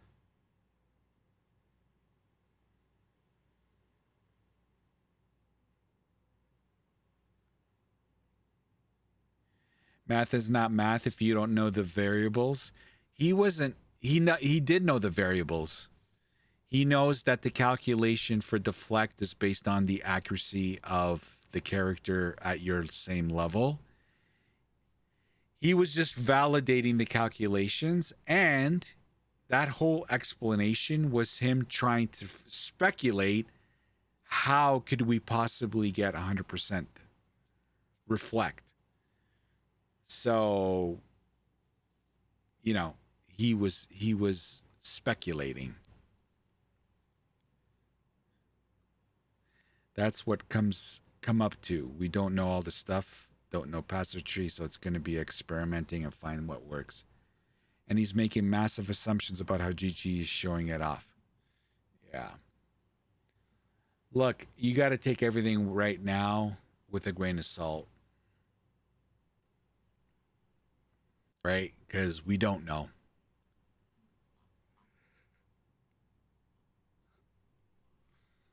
But there is this, guys.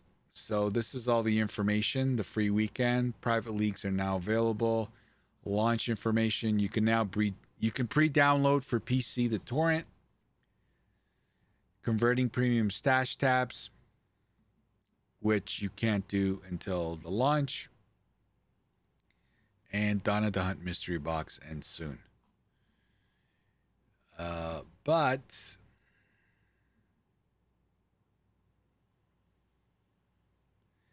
another lightning arrow. Sure.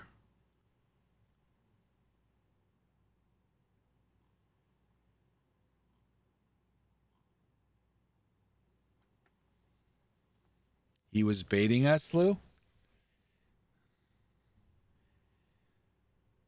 Because it's content. Well, they're gonna, you know, I gotta defend my peers here. Like, he does, you know, people typically do say this is what we know so far, right? As long as he's got that in the video, then you can say whatever you want, but it's speculation. So he may not use the word speculation, but, you know, again, Dreamcore is another legit. He's not a, you know. You're a content creator. You're going to make content. I never understood the term farming content. That's what we do. We make content. Yes, sometimes people take it to the extreme. What's Rutu? Guys, I'm a man. What's Rutu have to say? This should be good. Rutu's hilarious. Guys, I'm a man. I was forced. No, stop saying wood. What? Stop doing wood. Stop wooding. Wow. All right. I'm Let's the do only this in man. Okay. alphabeticals, dude. Alphabeticals. Okay. With dead Okay, last. can we just go Deadeye like S tier? Like, can we just get that out of the way? Should we talk about each ascendancy or? Yeah. Okay. I'm down for Just that. alphabetical, All though. right, This is alphabetical. Ooh, this should be everyone can go good. like 30 seconds, Jung, 15 seconds when you Route shoot. 2, Okay, okay, go.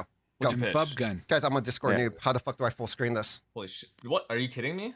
Just press Bro, pop I don't out. even know. He's old. He's old. Oh, 2 hours later. it's Okay, freaking this over, looks dude. good. This Okay, looks there we go. good. There we go. There we go. Two We're fine. hours Okay, later. there we go. What do you got for Accumulated Sheila. Sheila? To me, I feel like it depends on if they actually remove the volatility support from the game, because Empowered Sheila can actually be really, really good. If they actually remove that support, it's literally a C tier ascendancy.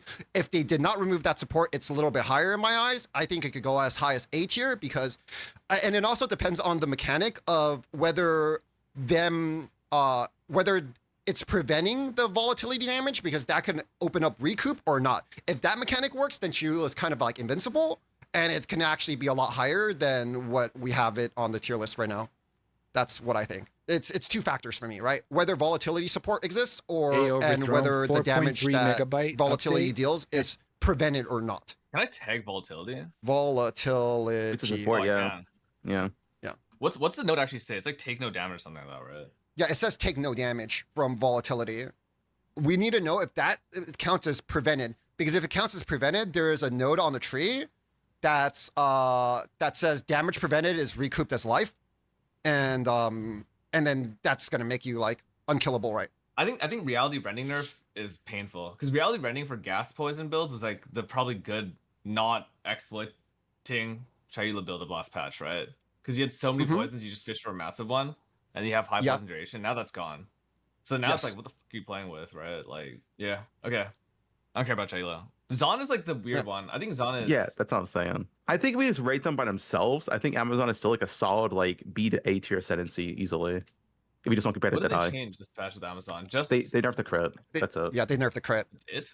Oh, Infusion's not going to. Oh, okay. I think Infusion's actually got nerfed too. I think they renamed it to something else because they named the caster I thing thought they got Infusion. I thought I got one more But- infusion attack. Yeah, but they lost the trigger on Choir to eat up all the infusion stacks. So it no longer the build no longer functions. For the Choir build, it got nerfed. For other builds, it got Yeah. fucked. What were the other setups that I guess there were like some people tried doing early game generation stuff with like I guess like arm break or like no. I mean no. Sniper's mark. Ugh. No, I don't like it right now. Yes, or Groove a I lot. think- I don't know, I'd put man. this in A These tier. are some. I think it's a solid B at least. These I three would guys make it, like, negative A, are but, like, yeah, serious. Did you It's check fine. how hard They it was got for you some to cap serious out like your knowledge behind overcap them. crit last patch on Amazon? It wasn't even like easy to do. It takes a lot of investment. Like you obviously get Eagle Eye on the bottom part, but like I don't know.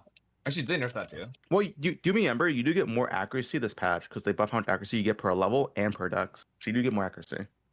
I see. And it's a lot easier to generate frenzy charges because you could just resonance endurance charges, and like every armor break is an endurance charge. So, and You have armor to breaking consume is a armor lot breaks to easier. reapply though, right? Yeah, but that's like, but you can do that with like any totem or any like Mirage Archer or anything along those tiers of like things, right? Like easily. I think it's still, I don't know, it's still strong. I think Yeah. spears are just strong in general. I could definitely see Amazon and A. It's just one of those things where it's like Deadeye exists. It's like you can't really put Amazon and A if Deadeye's here. You know, it's like if Deadeye didn't exist, it'd be A. That's the same way Pathfinder sucks, right? Because Deadeye exists. Yeah. Well, PF has Right. Well, let's talk about PF when we get to PF. I think PF is more Yeah. interesting. I might be Refuse misreading to follow it, but meta. We'll see. Yeah. What's the sense? What's the You crit think sense Fub called? Gun is the It's just worst called of the Critical Strike. three? Oh, what the heck? You were I'll bring it 20 up. minutes behind it's a live, D2 Brian? Sorry, bro. reference. You know, they love D2. Yeah, No, slide I'm it. sorry, it's not Predatory Instincts. It's It's Critical Strike. We have it. Yeah. Dude, stop defaulting to your favorite. Okay. Blood Predatory Mage. Instincts is so good though. I Blood rate Blood Mage. Mage pretty highly in like if we just kind of like general build power, I would rate Blood Mage pretty highly. I would say I A don't think tier. it'd Yeah, I would say A. Yeah. I think it has a good number of spellcasters. I feel like the only bad part about this ascendancy is the way you build defense, and I think casters got a lot of defensive upgrades this league. With the stuff that we talked about with temp chains and the Stone of Lazwar, where they can get like 50% block on every single caster. And Blood Mage just generates a shitload of damage, whether it be I would Blood say it's Spear the best or caster, right? The best caster? Yeah. No, I you mean, like got not like a I guess like caster archetype, not like not kind of like Deadeye or something, right? Like we had to compare Blood Mage to Occultist to SORC, stuff like You mean that. topside build? Yeah, topside build. Yeah. I guess so. Probably. It depends on the presence. I've thought about this a bit last night. I don't know how easy or hard it's gonna be to generate infusions. Like we can, but like things like siphon elements. What if that has? I had a dream that had a 12-second cooldown. I woke up this morning in a sweat, and it had a 12-second cooldown on generating charges from applying elements. And I'm not sure if that's gonna happen. I think they're gonna let us have fun this league after like making our league starts fucking completely miserable last week. I feel like the goal is for them to generate fun in the game, and I think they're going to let us have fun. So I think it's going to be fun. What do you think about for league start? I don't know exactly how to league start this, except for going like caster, like ED, and then like transforming, because you need so many core items for that build to kind of function. So you could do spears, but I don't exactly know. You guys are more blood mage oriented than me. I was thinking of just playing fireball to start, like living bomb. You could do that too. Do you guys? I mean, I don't know. Yeah, maybe. Because you told me like low level, but low level living bomb's such a meme. That's something that can actually get nerfed, right? Because I don't think they want you to have low level living bomb and just generate infinite like resonance or whatever it's called, or infusions or whatever, or remnants from just like low level living bomb all day. I don't think that's safe from nerfs. But I think at ED until you get to your like whatever build you want to is the safest bet, right? Yeah, I guess catapult buff is big too because you have auto wither. Yep. Auto wither, insane. Are you supposed to respecking? Yeah. Respecking into blood sphere. Okay, how do you guys feel about? You can hit 9k pull right now on your available builds, right? Like, because right now blood mage now gets to take both Progenesis and it gets to take the ES, like the mega fucking life ES node, which still lets you keep your life from your chest, right? It gives you like the ES, like so. How bad or good do you think Veil is right now? Veil, Wrathpith, that whole setup. I mean, in my opinion, POE 2 is sort of like it's like if you have enough damage, defense doesn't really matter to an extent. I don't know if you guys agree with that take. If you nuke everything on your screen and your shit hits screen wide, like your defense barely matters in this game. And so if you hit up your Veil stuff and you're nuking the whole screen, what does it matter? You might die once every like, I don't know, like 50 maps or something, 20 maps, but who cares, right? So yeah, I think it's good. IMO. Yeah, I think it's insane. I think it's like if you have damage. If you have damage. Fucking well, I mean, Wrathpith right now is how much damage is that giving you, man? It's giving you POE1 numbers like of damage. Yeah. Yep. Except without the cost. And Veil, I think Veil's super underrated, dude. I'm like, the more I look at it, the more I played with it last patch, the more I liked it. And there's the new, what's the new wand called? You know what I'm talking about? New wand? Something Ego. It came out last patch. I don't know the new names. Adonia's Ego. It's fucking nasty, dude. Oh, it doesn't exist yet in Mobalytics, but it's like, it's +3, and then it gives you, I think like 50% more elemental damage, and like 30% cast speed, and a shit ton of mana too. It's like super sick. This thing, right? Oops. Yeah. 100 to 150 mana, cast speed, a -10 resistance for all power charge, +1 power charge. And the pinnacle. Pinnacle of power. Yeah. You have to generate power charges, but it's like, yeah, 60%, I think. It's pretty good. Yeah. And then you can go like... Wait, casters are OP. Nerf casters. You go like... Yeah, honestly. Or something. Nerf casters. What is this? Did they just add this mid-patch? Yeah, it was one mid-patch ones. Oh, also, you can use like Rondell. Like I think Nerf the casters items are so efficient that like if you get the core uniques, like the rest of the build is super easy to construct because you don't need to worry about suffixes at all. Seed of Cataclysm is like chaos res, right? Yeah. And then you can also go burden stack with Blood Mage on the other side. But the problem with all of that is Wrathpith is a giga rare item. Yeah, it's T0. Like it's T0? Yeah, I think so. I mean, have you seen tier 0 drop rates though? They're common as fuck now, dude. I don't think it matters. Yeah, they're getting much more common. No, like look at Kalandra's touch. That thing is like there's so many up and it's so cheap. And that's like the everyone has Kalandra's touch. It's like tier 0s just don't matter anymore. I don't know, guys. It's so Blood common. Mage. Unless they nerf the drop rate. Alright. I like that. I think Blood Mage is sick. I think I like, want the to only see where they mobility put the with Blood Mage sorcerers. as per usual, but Yeah. That's the same with like every. They're probably gonna put it C tier. Pretty much every. Okay. Chronomancer got some changes this patch. It got basically nerfed the cast speed node actually for some reason. They turned it into like increased cast speed instead of more cast speed. Yep. I think. Or did they? This is grand 6% cast speed. It's not like a weird scaling thing and kind of awkward. No burst. Yeah, it's like it's between cast speed and AOE. One goes down and one goes up. It's like a scaling thing. Oh, it's like cool. It's like a cool idea, but I don't know the functionality. I don't know how good it's gonna be. And how good do you think Unleash Inevitable Agony will be? The new curse. I have Because that's no where idea. you play Chrono, right? That just depends on that. Chrono, let's be honest, Chrono, COD. What's more to say? What? Oh, C or D. Oh. Yeah. These are cast on death. That's like, what the fuck? I think Chrono's I mean, kind of like a meme. I mean, 0.1 Chrono was like really good, right? And then they deleted all the freaking like cooldowns for walls and stuff like that, and then it just became kind of like a meme afterwards. Now, I haven't seen anybody that uses Ascendancy that says it's like really good. I haven't seen anything. So the only thing I see people use it for is for like the perma freeze, and that's what. No, like, you can I just played it. kill bosses I instead. played it like Invincible Chrono last patch. It was like not Sorcerer is invincible, gonna but be it's like CD. 200% recoup Chrono because it runs a Sacrosanctum and Skull's Bridal. Yeah, and then okay. you have like 100% life recoup, 100% ES recoup. Can they get rid of the recoup this patch? I haven't seen it anywhere Oh, okay, I above think that. something else then. Anywhere that's I like look. that's a core part of Chrono. They only got rid of like I two like nodes. it better than Acolyte. I think the perma free stuff is also good, but I think that there's also one other thing. So like we know that they're not really good at dealing with things that are unscalable. Like nothing unscalable is unscalable so far, right? I think that there's a chance things like it's a possibility that Inevitable Agony, if you have base crit like crit weakness on the mob, might explode. Like the curse, right? It's like a detonation bomb, and that might be able to crit if you have base crit, or even maybe it has crit coded into it. And I think if that scenario happens, it's gonna be like really fucked up. And then you have things like curse scaling, right? You have full weapon, like you have instant weapon set swap now. So if you weapon swap for like I think it's 2.24 curse effect, and then like detonate the curse from that, then it's like it's gonna be more than 100% of your damage. That curse is gonna say 200% more damage, right? That sounds kind of insane to me. But we don't know if that's gonna happen. But it says like, okay, a portion of damage. Yeah, I mean, I don't know like what it's gonna be, but like it just there's things to consider. Like Bloodhunt last patch is fucked, man. Yeah, that's true. Yeah. That's why I like Chrono and B tier, because I think it's a decent defensive ascendancy no matter what. It's like if you're a new player and you play Chrono, you click random nodes, you'll always have some amount of value. The CDR is always good for Blink, which is one of the only mobility things that exists. And like, the defensive set is like solid. It gives you recoup too, right? Like if you get Sacrosanctum, it's also cheap. No one uses Sacro really. I'm gonna say that like one of the biggest things in PoE too is damage.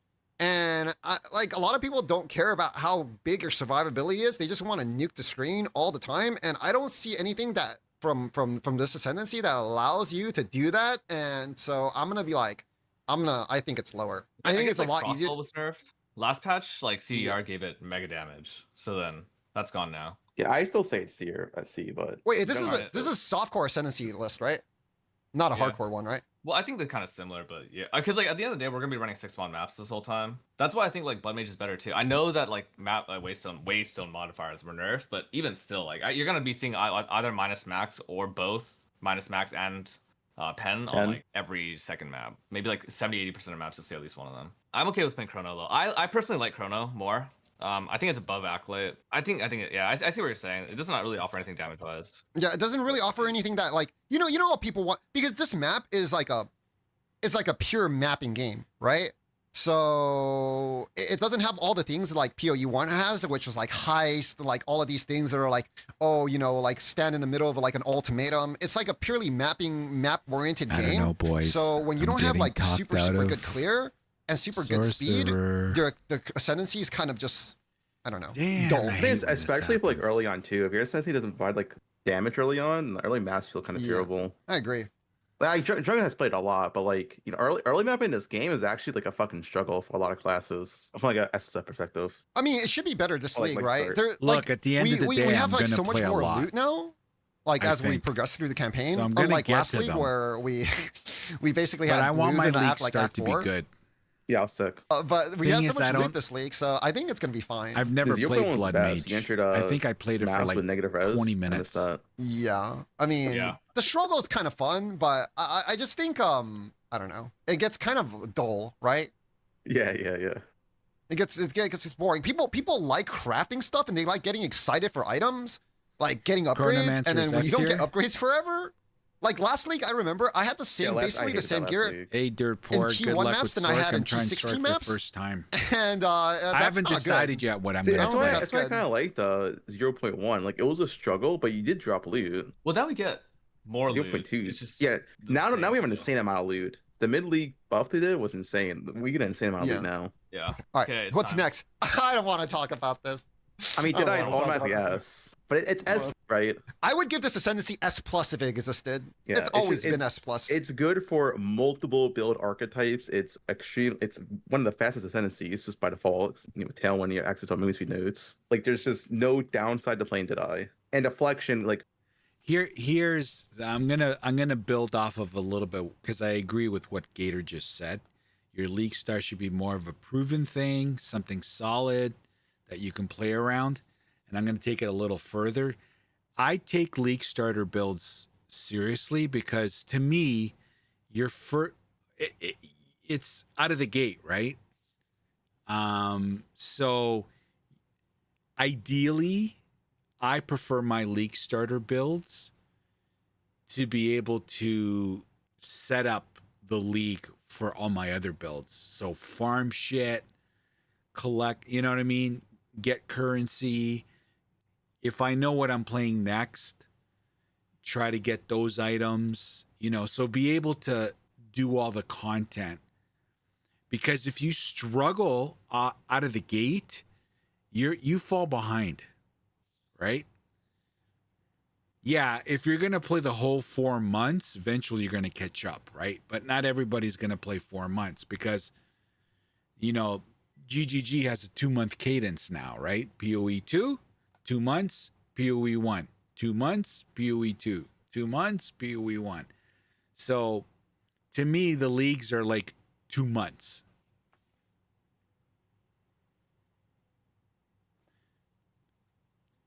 Yeah. 2 months is all I got. Anyway, so that's why I'm taking my decision so seriously, because I do want to kind of play a build that will set up the league for me, you know what I mean? fixes any of the defense issues you might have had last patch, if you did have any. I mean, like, you just buy one Olroth and you're like set for life. For Yeah, hits. Olroth's insane, but that's usually kind of expensive at league start. Yeah, it should be better this league, right? Isn't it Olroth? Yeah, maybe. Is it a T4 unique? It's not, right? It can drop from T0, right? It I don't know. Drop... Oh. I can check. Check real fast. I don't remember. It's in the wiki. Okay. Yeah, the wiki has it. I mean, I told you guys what I want to do with Spiral Volley. Fub's doing Lightning Arrow. I think there's so many different Deadeye builds that are just going to be really, really good. Yeah. Crossbow Deadeye, Spirit Deadeye is also going to be good. Like, Spellcast Deadeyes are going to be a thing. I'm honestly surprised they nerfed the Frenzy Generation node instead of the back node. I think the back node was the stupid one. Yeah, needed to be nerfed. They nerfed the front node instead, which is like kind of like a. Didn't you hear his response when DM asked him, you know, where's the druid at? And he said, it's in animation hell. It's not happening. We're getting it in December. We're getting it in 04. That's when we're getting it. Like a whatever to me. I mean, you saw the Gemlin change, right? The most value charge generation is so highly because Gemlin gets one charge every 8 seconds. Yeah, but then now they just give us infinite charges on Frenzy, and it's going to be insane. Okay. Yeah, the back node's coming up, though. That was the stupid shit. Christmas present. Yeah. Not much these says. Still builds. Any projectile based caster is likely best on Deadeye. All right, fuck that class. Gemling Legionnaire. I have no idea what this does. I think this class is dog shit to the changes. I don't like it at all. I had an idea, right? I remember yesterday when I was talking about how clones in POE 1 can get your charges. Here's the tier list, everyone. But they never spend them. So if if that happens with Mirage Archer, Gemling's going to be one of the best ascendancies in the game because you're going to be an auto bomber that can literally just spawn Mirage Archers with infinite charges, and then it's just going to destroy the screen. What the fuck? If they copied and pasted the clone code over from POE 1, I think Gemling is really, really good. If not, I don't know what we actually play on this ascendancy. How are you going to pull the... What do you mean? Dude, Spiral Volley's going to clear like 5 screens. You're not even going to move far enough. I mean, the thing is, you spawn Mirage Archer, and then for 6 seconds, you can't spawn again, so it's in that same spot. Yeah. Yeah, I understand that, but it's going to clear so far ahead because it has like 8 chains. Stormweaver is a B? Like I know it's I think it's good. gonna I be don't fine. think it's gonna be You like can only 6 clear 2 seconds. screens, first of Wow. all. Like at most it's 2 screens, and if you're playing ultra wide, 1.5, like 1 1/3 maybe. No, bro. Spiral volley? No, you have Bro, rendering. spiral Like, volley is literally- it's crazy, you man. can't target more than 2 screens. Yeah, but Often it's so going to shoot again while you are moving ahead. You're gonna You didn't try even using target 2 two skill screens trees this away? league? It just shoots, right? It doesn't Is it- target. No, isn't Mirage Launcher also once every 12 seconds? Like you spawn it, then you can't spawn it again for 6 seconds. No. It's every 6 seconds.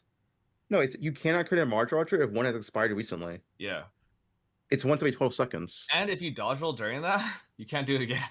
Yeah, like it's like the it's not gonna be good for mapping. Like I don't think it's gonna be good. I for don't know, mapping at all. man. Can we do Essentially how some it duration works- shit? You dodge roll, you get Mirage for 6 seconds. When it expires, Does you anyone have the can't do tooltip 6 for more Monster Archer? seconds. Like Let the me feature look for at it. Let me look at it. I'll link it. I'll look at it. Not the patch note. Does anyone have the teaser? I know it might be different, and like who knows? Yeah, what I'll look it happens up. after. This I'll look one, it up. this is a text. As far as I read this, like is when it expires, you cannot create a new one for 6 seconds after it expires. We'll look it up. Which Okay, we have I mean- Mirage Archer here. It says cannot create a new Mirage Archer if Mirage Archers have expired or you have dodge roll in the past 6 seconds. No, that's what? well, it Yeah, expires. this That means you sucks, can't create a new bro. one. It's terrible. Not terrible. I mean, it's good for what it is potentially, but it's kind of terrible. I feel like it has potential I for don't- bosses. I just I don't mean, think this- for I think mapping this it's is there. It crazy definitely to has snipe potential if for it interacts, bosses. Like for Yeah, perfect snipe. And for mapping though, I feel like this is kind of XDD. But why gemling? We're on gemling. I wanted to use this like a setup where you can keep your charges forever by just running, and Gemling can do that because frenzies have a 33-second cooldown with all the nodes, and then it's like it renews your charges every 8 seconds, right? So you can constantly just keep your charges up all the time. Well, maybe it can go reduce duration or something. Yeah, Well, I don't know. I'm gonna like I feel like if it's true, you can try it, and I'm gonna try something. And also, I feel like okay, we're now talking about Mirage Archer instead of Gemling, which is bad, but like there's could be so many cases for Mirage Archer being good. Can it hit perfect snipe? Can it have infinite salvo stacks? Right? Can Yeah. it generate your charges? Can it just shoot lightning spears forever? Can it just like do like lance forever like with one charge? Like, Like I do think for there's Boston, so many it good. could be insane. 100%. There's so many cases for this. For mapping, it Hey, seems kind of iffy entertained. with the whole Hey, like, Morningstar. expired Wait, recently. hold on. What does Mirage Archer say? D4 Yo, content dude, went. Mirage Archer is probably pretty sick for crossbow, eh? 'Cause Dude, there's no I was attack thinking speed if penalty. yeah, It's like it's if gonna you be can like, if you can put the if you can put the impale stuff on things for Yeah. Mirage Archer, like you can just like Yeah. constantly like multi-hit like stuff to death, right? I think there's a lot of cases for Mirage being good. I know we're getting off Yeah. topic because we're supposed to be on Gemling, but I think Mirage is actually like one of the Mirage is like sick. Gemling looks like ass still to me, dude. It looks fucking terrible. I'd say to be Gemlin's honest. D tier, dude. I don't. I I think it's feel like they actually just yeah, made as it sense well. worse. I agree. I agree. I think there's like one niche case for it that I can think of. Other than that, Well, I don't actually, wait, think- hold on. Quality. They nerfed all the qualities in like the last patch notes, right? Like the last Yep. two Yeah. patch notes, they nerfed gem qualities. Because this league- Gemling leaves this their pa- D tier. This patch, you could have got freezing salvo to 0.0, so that means you can always get, like max freaking arrows every single shot, but they nerfed the quality on it, now you can't. So it kind Yeah. of like destroyed that too. They nerfed a lot of things, which should have been nerfed, but to be honest, like it would have been kind of fun to get to that stuff. So They nerfed the Flicker Strike too. The infinite Yeah. flicker people are gonna do and stuff. Into Gemling. By nerfing all the quality, that's a big nerf to Gemling. Yep. And Gemling could have had a lot of endgame builds, but they nerfed all the quality ahead of time, which I feel like Yeah. it's not like these builds were free. Just let people have them and have fun. If they play like a week to get to this point, they deserve to have fun, right? So I don't know why they did all of that stuff, but yeah, I don't like it. I think nerfing Infinite things Flicker's at the one patch. start is bad. Like I don't want any like day 1 build that can one shot every like T4 boss, but we're talking about like day 7, day 10 build, and I think they should be a lot more lenient when it comes to that stuff, right?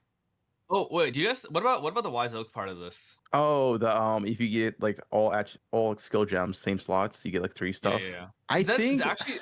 I think I forgot how I played a lot of Blood Mage last patch, but for casters and certain other builds, cost is actually kind of important. well, the nerfing the skill cost of like all the skills this patch, Yeah, like it's increasing. still So I gonna don't be think high. it'll be. And the new inspiration gems even higher than before. I don't. But like, I mean, let's put this as a one node, having all 3 is pretty good, right? Yeah. As I know, it is good. And if you had a one note, all three of those, and then But- also had integrated efficiency is like a raw stat stick thing that's like not bad as well. Perfect supports are more common, so there's a lot of max res, right? And then you probably take like, I don't know, adaptive capability is still really decent. 10 qual is still decent. Like I feel like it's a decent stat stick of sense. You assume if you can balance the wise, if it does work like a wise oak. The word makes sense like those. I don't know, man. It's like another one of those things where does anyone want to leak start gemling at leak start? It has no power to like get you through like the early game. Leak start So, gemling like, sounds terrible. it's terrible. It has no power at all, right? Your first ascendancy point is dog caca like on every single side, and it doesn't have enough juice to carry you into the end game. So after like X amount of points, I don't think it's a good ascendancy. There might be niche cases for like end game builds, but other than that, I don't like it. Yeah, if the ascendancy doesn't give like actual raw damage, raw power, it's kind of hard to justify the leak start. Well, like Pathfinder doesn't give raw damage for Ignite, but Incinerate Pathfinder was one of the strongest builds last patch, right? And Incinerate kind of got buffed this patch, maybe. I don't know. I never played it. I played Pathfinder last league. I played Pathfinder last league, and my build got nerfed to 20% of its original damage. So thanks for dividing my damage in 5, and so I could never play that build again. GGG. Yeah, John, you're the only one that played last patch. How did rapid shot get nerfed to 20% of its original damage in one patch? It was, Can you guys explain good. it? I think they saw your grenade build. They didn't like that. To be honest. They hated that you're pressing multiple buttons to do damage. They want you to only press one button when you play Path of Exile 2. Okay, that's the obviously because Path of Exile 1, sometimes we had to press Desecrate and Detonate Dead, you know, Blade Trap and Seismic. So they want to kind of streamline the game in Path of Exile 2 to be one button. So when you play like 4 buttons, they're like, no, get that shit out of here. Someone said Galvanic got destroyed. Galvanic is actually one of those builds that GGG attempted to nerf, but it's going to be better than what it was last week. What the hell? Dude, the reason I'm starting crossbows is Galvanic buffs. Are they in? So this is what I was doing with yesterday, dude. When I was talking about leveling Galvanic, I was like, isn't Galvanic nerfed? When I was leveling Spears 2 days ago, isn't Laying Spear unplayable now next patch? Holy shit. How the fuck do you guys not get hard stunlocked and want to crash out every single time you see this shit, man? You don't respond to every message. Oh my Junk, God. we just we're guys. Junk, you have to think of like your chat as your children, and you want to like educate them and nurse them. You don't like you're like one of those Chinese parents when your kid gets a B in school, you slap them and shit, and you just call them stupid. No, you need to nurture them. I would never slap my kid. If they had a B, they would not be my kid. Okay, what the? Did you ever have a B in high You school, can't bro? say that. Did you have a B? Did you have a B? I did.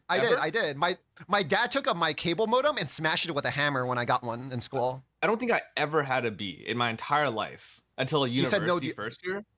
And I got on academic probation immediately because I was playing fucking for complexity at the time. And after that, I didn't have a single B because I was like, wait, this is the most embarrassing thing ever. I've let down my entire lineage. My lineage not being Asian people, but all humanity. Because, oh my God, what the fuck? You know, no, unacceptable, dude. No, absolutely. I got a bad grades one time in school, and by bad grades I mean I think I got like a C in PE or something. My dad smashed my cable modem with a hammer because I didn't show up to class. Right. Okay, that's actually abusive. I'm sorry that happened to you, man. It's fine. Then I couldn't play Diablo for months. Oh, honestly, the real answer is grades don't exist anymore. Have you heard about this? Wait, grades don't exist anymore? Pretty much, not until you take your SATs. Like it's like satisfactory and shit like that. It's like that was like that for elementary, but now it's like that like all the way through school. It's like nonsense. Guys, you don't get PE. You don't get a C in PE for being bad at athletics. You get it because you don't wake up on time for period 0. It's bullshit, bro. Anyways, Infernalist. Okay. I think I don't like it. I still think it might be A. You don't like it? I think it's good. I think Snap is good, man. I think Snap Infernalist is good. I think Demon Mommy is good. Now we can go crit on Demon Mommy. I think it's top tier. I think it's good. I think it's A. So I think it's A or B. Do you think it's better or worse than Blood Mage? I think it starts better than Blood Mage. Okay. And I think Minions are also good this league. Minions. Okay, fuck Minions. Like I think Minions are good this league. Sorry, is this site called Mobalytics or Oscrix.com/Gazzy? Like, I don't give a fuck about Minions, okay? Who the fuck cares about Minions, okay? The only good minion ever in all of Path of Exile was my Blade Amateur called, like, Bin the Glue Sniffer, and he goes, blah, blah, okay? And that's the best minion we've ever had. And everything else is just a piece of shit. You played Minions in Gauntlet, bro. You literally had a minion follow you. And that is the only viable minion ever, dude. Ever. Don't pull the Ventura minion clip. Oh my god, yeah. Guys, The I think minion minions are station going to be is good this league. I mean, like, there's so many good cases for minions too. I don't know, man. Wow. You can literally have what if you played Witch Hunter and minions, and then you do a full tree swap to I don't like what's it minion called, Elemental builds, Thunder. but I think they're going to be good this Holy minions and maps, one shot all bosses. Do you think they'll be pissed off if we write stuff like this, or will they be mad? I think you should write more stuff like that. I think there's a lot of good Infernalist builds. I think Demon Mommy's strong. I think Dog Snap is strong for generating whatever those things are called, infusions. I think infusions are going to be strong in general. With the removal, with the ability to use weapons again, Demon Mommy with crit is available, and like all of these things matter, right? I think it's a good ascendancy. Like overall, like I would play this for players with hands. I mean, POE 2 is a boomer game. How many people have hands? Okay. What time is it right now? 11:45. Okay, there's so many more senses still. Invoker. We gotta go faster. I gotta go, dude. I think Invoker still is really a good. bunch. You like it? I was I gonna think it's say- a bunch of mediocre nodes put together. Dude, I was gonna say it's still a really solid starter. If we're doing like league starters here, I would put it in like B, but for starter, not like me end game, but for starter. That's just my opinion though. Oh, shut up, Connor. You made a build at the 30k DPS last week. We watched you do a map boss and we fell asleep. Stop it. Stop it, bro. Wait, he was Stop it, faster you in dude. Act 1? No, bro, like, because I was parrying and we were memeing. Bro, Yeah. come on, bro. I got an Arbiter on day 2 and killed it in 5 seconds. You were still killing map bosses, bro. We timed your map boss kill. You did exactly 30k DPS. You were actually under the limit for Jonathan's fucking, like, DPS limit thing, bro. He said 50k is where you're at. You're like half a Jonathan, man. That's not good, dude. Yeah, Invoker got nerfed. I agree, Dragon. Yeah, Invoker did get nerfed. Well, no, the thing is, okay, Invoker got nerfed I like and buffed. being Like, part Overflow's of only the action, 1.5, and but the minions are cooldown's doing, lower, and like- it's like also like twice as fast to go to 1.5 Overflow. It's like 100% increase in That's charges my from personal something opinion. now. So it's Guess way so. faster to meditate to 1.5. Dainty. Almost a That's time. true, but Yeah. I think mean- I would put Invoker B tier. If we're talking about like end game, I would put him like C.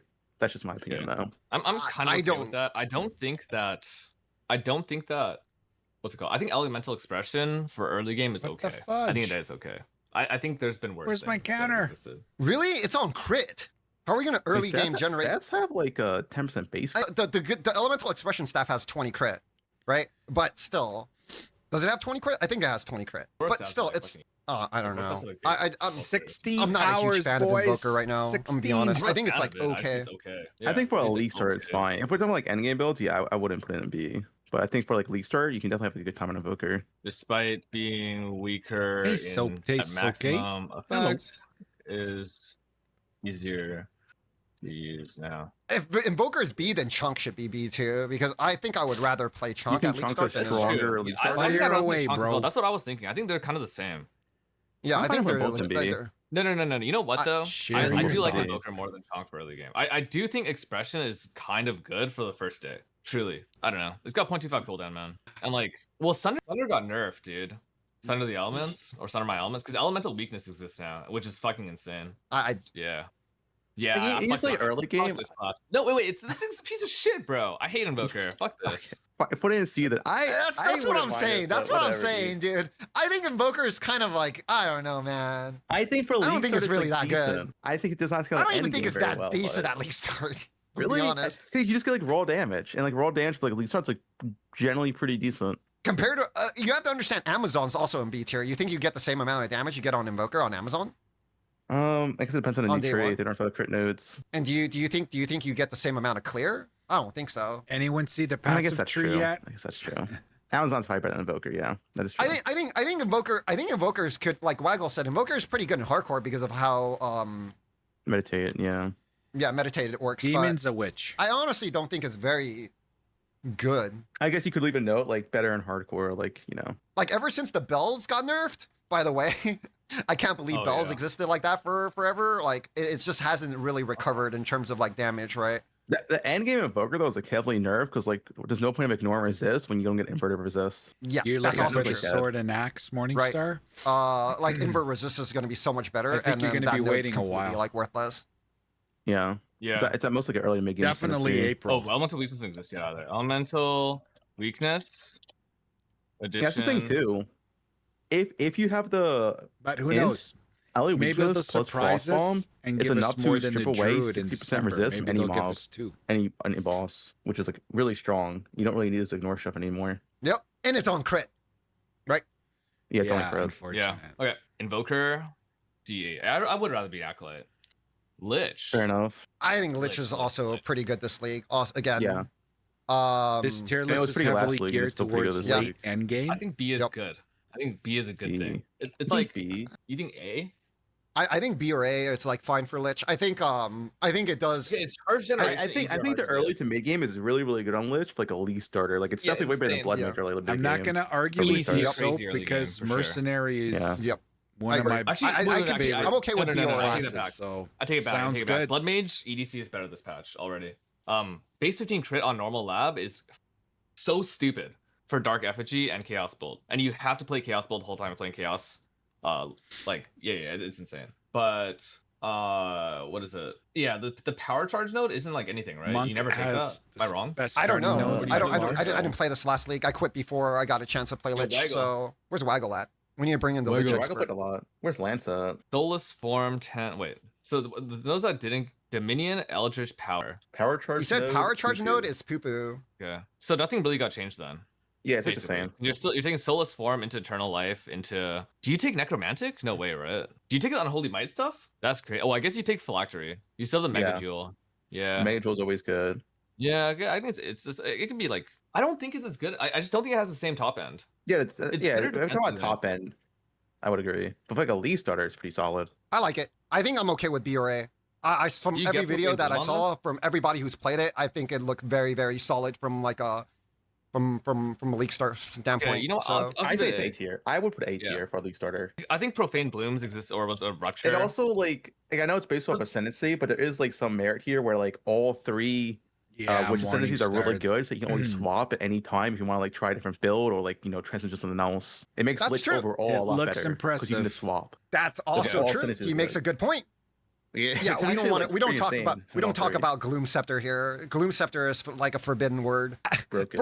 For a game that doesn't want Giga Clear, I don't know how they made a Gloom. Can we get that in POE 1? I would want Gloom Shrine on my POE Dude, 1 I'm build. saying Gloom Scepter is literally better than any PoE1 unique. It's actually Yeah. that good. Can we get that in What the POE fuck is 1? We this? need that. That thing is It's insane. actually insane. The thing is like what the hell is that, dude? It makes every build good. Every build Yeah. that can use it. Yeah, like Gloom Gloom Scepter for insane. Abyss is going to be insane, dude. You're just going to blow up the whole entire Abyss in like one go. It's so good. It is rare, so it is expensive as fuck, like especially on League Start. But yeah, it is Yeah. insane. We The don't game right talk now about is still Gloom 100 Scepter here. declines. Yeah. What's more The OP? Gloom Scepter. 3.13 Explode Chest or Gloom Scepter? Well, Gloom Scepter Oh, Gloom is. Scepter's way better. What the fuck? Gloom Scepter is the explode chest, but better. Deadeye Like, is it's more brain damage. off, better. high power. Oh man, that thing is insane, dude. It gives chaos res. If you're not CI, it's just free chaos res. You're done. Don't need chaos res. Holy. If you guys didn't play POE 2 last league, they released a scepter in the middle of the league. You know when POE 1 league came out, they had a POE 2 patch that released all of these uniques. One of them is a scepter. What's it called again, Fub? It's what's The the name? scepter itself. Yeah, the scepter itself. Oh, I don't know the name of it. I kind of forgot. I'll just look at. Oh. I'll just. Oh, Someone I in chat think probably knows. Dreamer. Palm the Dreamer. There we Oh, go. Palm. They made a Yeah, the scepter scepter's a name. that says Explode. Oh, you it's not just get explode, Gloom you can Shrine. gain as, too. Yeah, and it gives Double you. gain as. And Gloom Shrine's a It 100% gives- chance in PoE 2, right? It's just Yep. all slain enemies, yeah. And it changes. It's insane. It gives you Gloom Shrine. It gives you damage as extra chaos. It gives you all attributes, and I'm like, That's why I what play the Lightning hell Spear is instead this? of bows, bro. But yeah, I feel you. Yeah, we're not Late gonna game get this, flop. dude. I already know day 3, Fub's gonna be logging in with a scepter, a fucking spear on. But guys, Yeah. this is a new build. Don't worry, bows are still good. Exclamation mark bow command if you want to see it. Don't worry, the league started still fine, guys. Trust me, nothing's that bad yet. Just don't worry. I didn't flip the economy last night or anything. Bought all 3 of these scepters. Bought all the uncorrupted ones Three again. sep- Dude, this thing's gonna be so expensive, dude. And for those that don't know, the way you get this scepter, you have to corrupt the other 4 palm scepters. That's the only way to get it. It's not drop. You have to corrupt the other palm scepters. And they're like tier 1s or tier 2s. Yeah, it's the only way to get it. So make sure you corrupt them.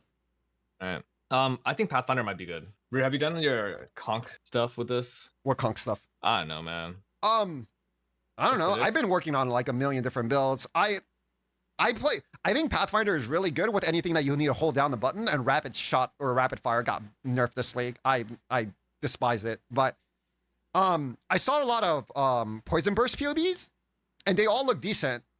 So I think Pathfinder is actually like a pretty decent ascendancy this league. I think B tier is like where I would put it as league start, because definitely has a little bit of there's some questions whether, you know, the new Toxic Rain is good, whatever it's called. But just Poison Burst alone, it can get enough damage to do like endgame content. So I don't think it's bad. Thing about Pathfinder, you can always reroll to Deadeye. It's the same class. So I agree. True. Pathfinder over Invoker? Yeah. I would say, bro, Pathfinder is fast, man. You guys It don't is understand how fast this ascendancy is. It's basically like a Roa without you having to use a Roa, because you don't slow down while you're attacking and you just constantly just beat on shit all day, man. It's like a lot of people don't understand how good this ascendancy is because they don't understand the mobility of the game, right? Like if you have 100 movement speed on Pathfinder, you can literally hold down a button and run around the boss like infinite amount of times and he can never hit you because you're like that fast, right? So I want you to know And they it's like- did slow down. They did slow down. I mean, speed up how much you were slowed down from attacking. And at least from like the footage we've seen, it does seem like pretty easy. Like even without Pathfinder now to not get slowed down. Like it looks a Yeah. lot better than the last patch. With enough attack speed, you actually don't get slowed when you attack. You just If have to you're never tapping. slow down. Yeah. It's super We'll fucking see. stupid, but I think that, I mean, someone kept fucking trying to mess me on Discord, like, and add me and all this shit. Like, yo, what about acidic burst? Isn't it, isn't it the same as like blood loss? It's not. But acidic burst with fast combo afterwards might be good, but I think it's pretty hard to like. Wait, mobility's 40% now, so 25%. If that's real, that's insane. They're all less multipliers though, right? Yeah, they're all less multipliers. You can you don't get to and one. like Incinerate, don't forget that. Like Incinerate got huge buffs this league, right? That's why I think Incinerate is better on Gemling still. That Sure, just it's be better than on Gemling. Pathfinder No. Gemling, I mean, no. as a league start. Well, yeah. I think if you look at Incinerate for Gemling, like the generic damage you get off of it is still pretty good, right? From integrated, and then the qual is giving you +1 stage, I think, and like people always underestimate how good quality is, I think, because it's like you don't look at it for one gem, right? Like when you coop Ashes in POE 1, it gives your main skill like 20% more damage, probably give your build like 60% more power or 50% more power. Yeah, quality P2 is way better. But what about the movement? You have that on Gemling too. Oh yeah, I guess Oh, that. yeah. You also have it on. That's But what you I'm have to get mostly green gems, right? But Javelin's in a worse starting area. No, you can balance, right? Like assuming you can Wise Oak balance for Gemling and get all three. No, you're probably right. But like Pathfinder also has like that option and it has the poison option, right? And I think Yeah, a I lot think of the the poison poison stuff is option's actually is like pretty good. And I mean- like I said, it's a real thing. Guys, I'm You can gonna always skip swap Deadeye. ahead. What is Gemlin Hey, swap to? please, dude, this fucking D Gunnar Weaver. I feel like Stormweaver. Weaver for me is like it's hard for me to write Weaver because there's so much of the spells unknown in the skill tree, especially where it's like Yeah. Weaver might be really really good, especially like the double absorb node whatever, right? But we don't really know because it's not out. till I after don't the week. Like, for don't right really know. now. I don't think of a reason where I would play Stormweaver over the other classes for casters. I would not feel play too. Stormweaver over like the I think other the one classes. reason I would play it is if we really think that like spamming the fuck out of infusion generation is really important. Yeah. But you can do that It's on kind of Lich unknown. or Infernalist too, right? With freaking Not to the same speed, probably. Because you could also play Infernal Legion and do the same thing. Hey, well, actually, Jamie. we'll see what Flammability procs look like, because like Ignite isn't going to be What's that, up? there's that cool question as well. We're just going off current information. It's definitely below the other casters, but it might be good. you can't- Oh, we lost the ability to snap storm. That's what made it way worse. Because like you can't snap the orbs anymore. Before Elemental Storm was an orb, so like why does everyone think Invoker is so good? Like everyone in know. like chat keeps saying Invoker is so good. Like, well, what is so good about an Invoker? Yeah. It wasn't even like I don't if you think understand. Invoker's I good, mean, what does I it give numerically? What does it know, actually what give is numerically good- in the new patch? Yeah, that's what I'm. But what do you play on Invoker that's better than every other class in the game? Let me No, know. forget about that. On Invoker, what does it give you? Like, what does it give you? Meditate is super good, and that's about it. Free Spirit on League Start is comfy. Oh come on, man. How are you gonna get that free spirit, Oh bro? my You have God. so much fucking. Oh You're gonna my get some God, insane Free gear for it. Spirit, dude. At League Start, bro. Yeah, dude. Hey, I mean, Monk Start is good. Invoker, listen. Invoker, you get Pulsar Ring, you play Held Up Ice on any build on that class. Just saying. You get that, as extra cold. You're good to go. Sometimes you guys might make me want to stick this chopstick into my neck. Sometimes, guys. I don't know, I like personally, for a pure league start perspective, I still would not mind starting an Invoker. I don't know why it does have really good early clear with like Idle Vice and Shode. Like people think Invoker is That's better the than big Smith. question. And I don't So know, man. I It's like the would same play shit. it. That's just me. Infusion, I would no play Invoker one versus knows Smith. I'm for gonna start. sure. I know you how would, good but that's it's because you don't gonna like be. playing left side Fub Okay. at all. I mean, yeah. So- all right, I think TAC is like, I don't know. Have you guys? We don't know TAC yet either. TAC is the most unknown. By far. I like TAC. I like TAC. How do you know? I like it a How do you know lot. you like it? I think it has great potential for a lot of different things in the game. Especially if Mortar is good, TAC is really good. They changed a new node. Well, you get a lot of reservation with 50% less, right? Which is already really, really insane for a lot of different things. And I feel like there could be a lot of good things depending on the tree for banners. Because if they give you a lot of aura effect for banners, like you're getting a lot of defenses and a lot of freaking movement speed and a lot of freaking I damage was with going to War be Banner, doing right? Stormweaver. Yeah, but and I saw Like, a how lot good of is nodes, Glory? and that's what do you mean? How good is I'm glory generation gonna be? Like, you have the leaning 5% towards passive, Blood but Mage. like, how much will that be scaled up by like what's on the tree and stuff? Like, I feel like if you don't know what's on the tree, it's really hard to judge this. The power ceiling is like insane. It could be the fastest ascendancy, right? It could be. Yeah, I like it. I think it's like These are I don't know, man. players playing And if you're 12 playing, hours if a you're day, playing, we are not the same. like mortars, and you get to stun all of that stuff, or Brian. you can like self cast Very whatever like ability that you want, right? I don't even think the gory generation is really going to be that bad. To be honest. Right now, banner lingers 3 seconds, right? Unscalable. Oh, it's 4 seconds. Yeah, but the AOE is pretty big on them, right? I saw in the video. Well, how long does banner last after you get leave the Jamie, area? they're saying that minions It's a are going to 4-second be good linger. this league. Thing is, like, if you start with base 5, if you had 100% increased glory generation, you're base 10, you need what, 250 or 100 to use a banner? I don't. It's only in the content release, but you guys are coding things in those unchanged. Do you think it's not gonna be linger anymore? You increased it to 4.4. Oh, with like buff. I think the mortar nodes are like pretty good too. Freaking +1 to totems.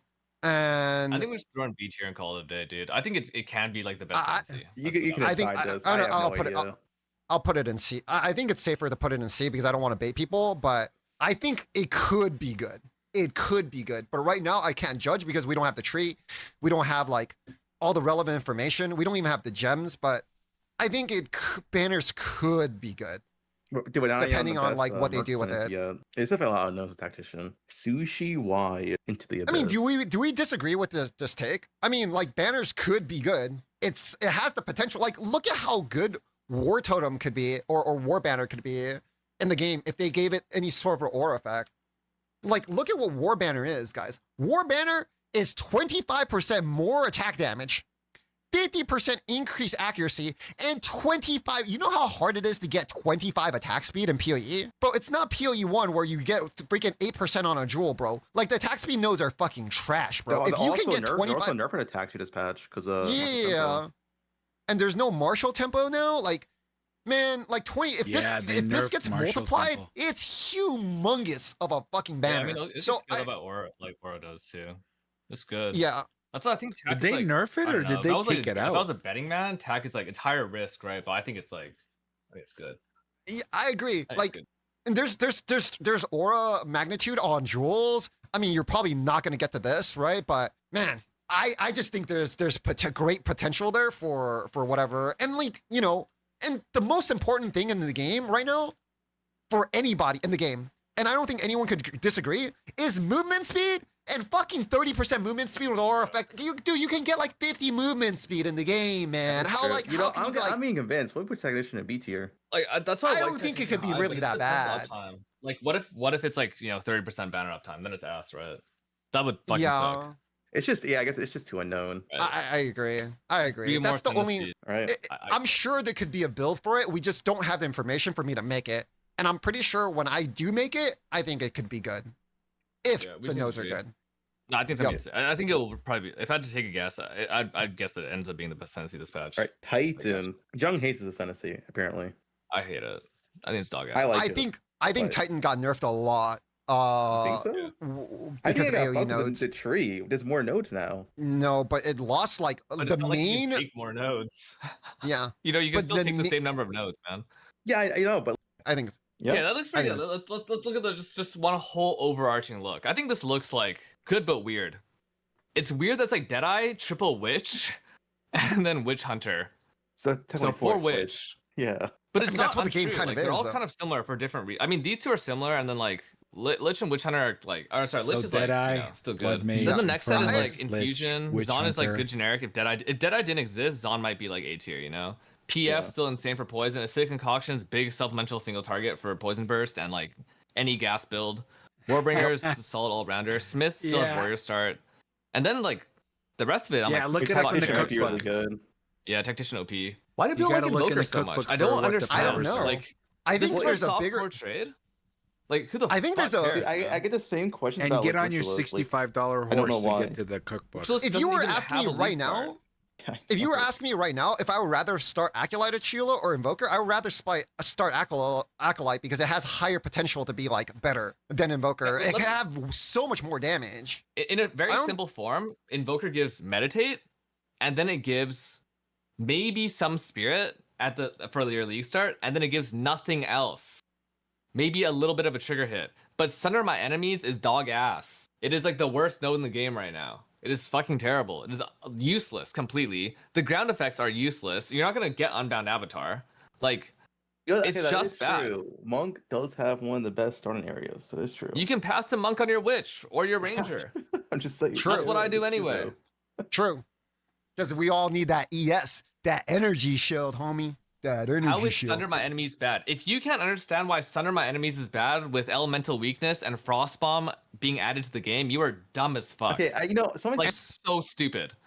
You are so stupid. should we have a caster in us to balance it out? Insane. Y'all like, I don't know, man. You know, you could even just like make your own POB and then put the skills in and then click Invoker and then see what it does for you. And it's like, oh man, don't do shit, you know? Yeah, I agree with Tie. Unbound Avatar is pretty good. I do think Evoker for a league start is pretty solid. You get easy access to Hell Device Explosions on any build because you get as extra cold. Yeah, and Unbound is pretty D2R good. is... Yeah, but you're gonna do less damage than one of my D2R is mortars. the GOAT, Morning Like, I'm gonna put Star. down my mortar. You know, My mortar is you're gonna do singing to more the damage than choir your here. Invoker at league start. Like a single mortar. You think 10% is enough? You think 10% Yeah, gain as makes a Pulse difference? Ring. Pulse Ring. You just chance it on league start. It's like a 1 in like 10 or some shit. It's really common. You can get 5% with 2 nodes on the tree, man. I mean, I know what you're saying, but 5% is kind of sometimes not enough.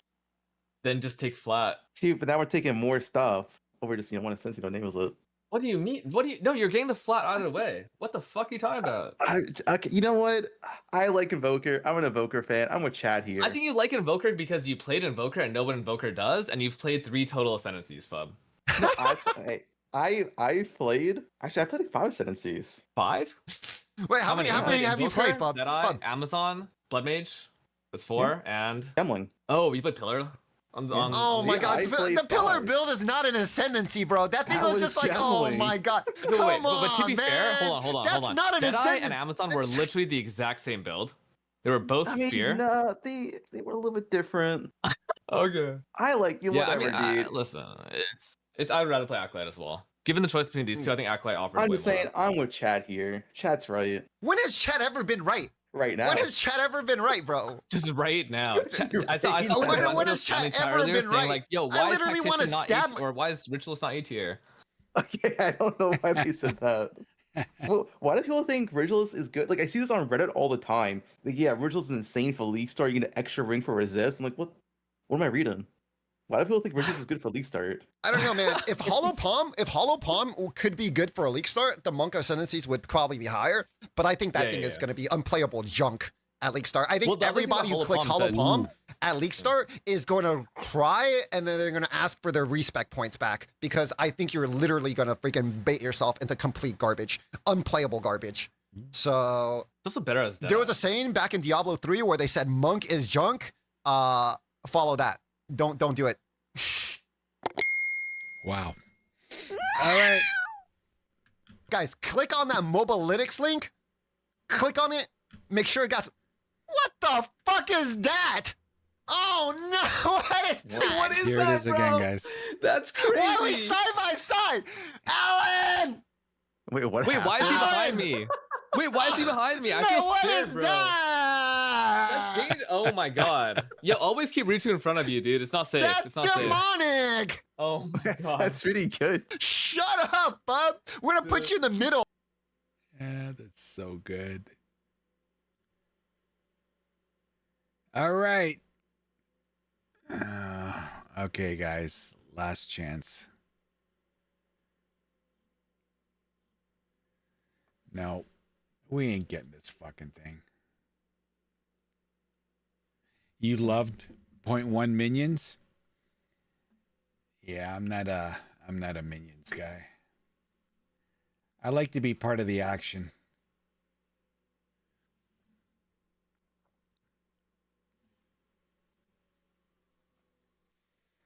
Anyway, boys and girls. Oof. I don't know what I'm going to do. This is going to be a last minute decision. It's going to be a last minute decision. Although I have to say, I felt a little bit better when Jung said, you know, the fusion stuff with the Stormweaver, it all depends on how good that shit is.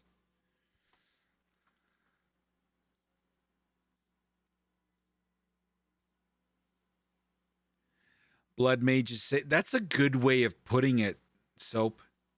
Blood Mage is safe. Stormweaver can do better if infusions are good. Yeah. I don't know, but they're saying Blood Mage is going to be tanky and deal a shit ton of damage.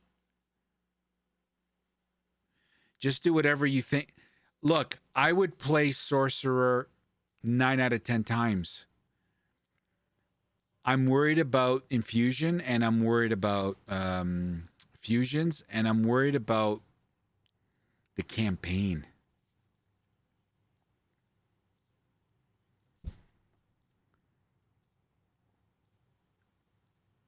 I don't know. Maybe I'm just overthinking it, you know? Hey, Charles, you're considering Hollow Palm Chaos Ritualist? Interesting. Go ED Contagion and have the best start you ever had.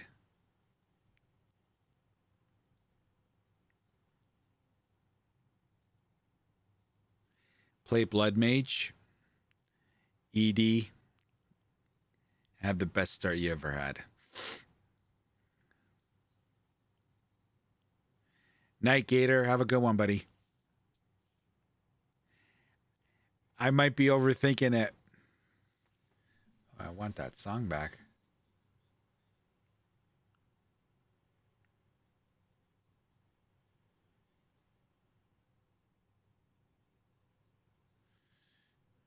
Hey, William. Evasion, getting free acrobatics is now in the mix as well.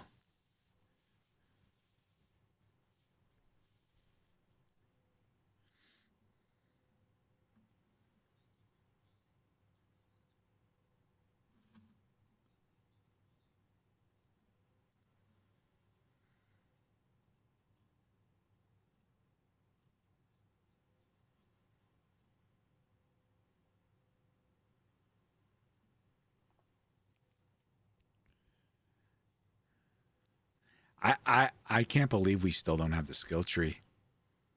Like, it is like it's midnight here.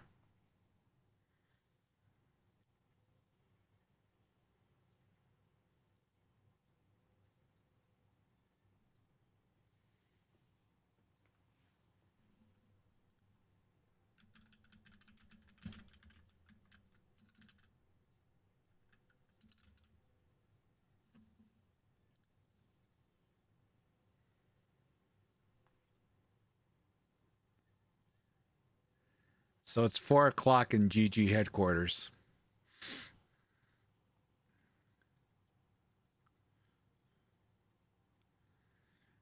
So potentially in a couple of hours.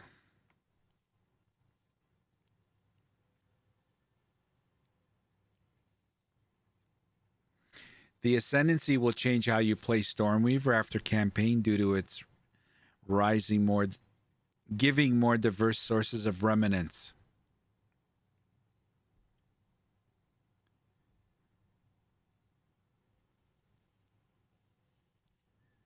Yeah, I'm gonna sleep on it, boys. I'm gonna sleep on it. We'll see where my head's at in the morning. anyway, regarding tomorrow, so I'm in the Eastern time zone. The launch is going to go 4 p.m. Eastern my time. So I'll probably be on an hour or 2 hours before the launch right here. So if you're not doing anything, come on by, hang out. We're going to go for as long as we can. And I'll be playing as much as I can all weekend and Monday. And then starting Tuesday, we're going to be going back to our regular evening streams.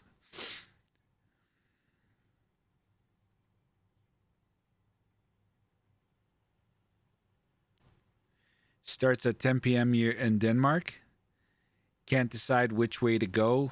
ED Contagion or Deadeye are safe choices. But, well, Deadeye is the clear winner. It looks like Deadeye's going to be the dead-ass winner this league. Initially, anyway. Everyone's saying it's S tier. And there's a million versions of it you can play. Deadeye is the brain-off choice. Yeah, definitely pick up all bows, boys. Pick up all the bows. You might be able to sell them for a good price because there's going to be a lot of demand.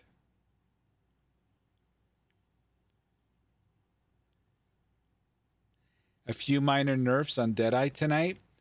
You know what, William? You bring up a valid point. I'm sure GGG has heard all this Deadeye, Deadeye, Deadeye, Deadeye, Deadeye, Deadeye.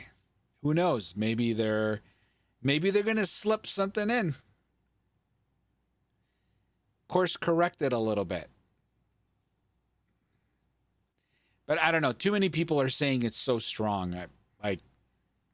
But I don't want to. I love Ranger. It's one of my favorite classes in POE too. But I'm not going to start it. I'll eventually play it, but not league start. Not even bows. That's a good point, Soap. Yeah, hardly anything. Yeah. Yeah, it's a good point. Hey, Romalex, you're going to try to do a Firestorm build with the new changes to Stormweaver? That was my initial thought. Yeah. Yeah. That's still a possibility for me, too.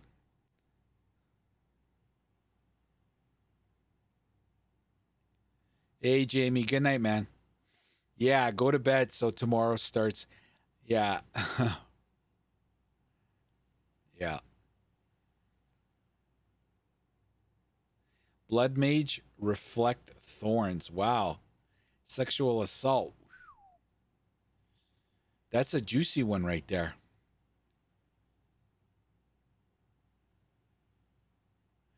You're going Frost Bolt Weaver.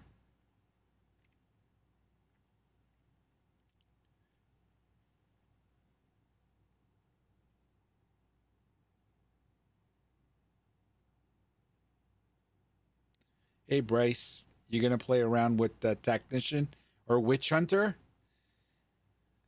You're going to be sweeping. You're going to be swapping weapons effortlessly. I hope you like 2 skill trees. Hey, Morningstar. Nice. GG's. Good luck. You got to get him into hell. Good luck. You got it.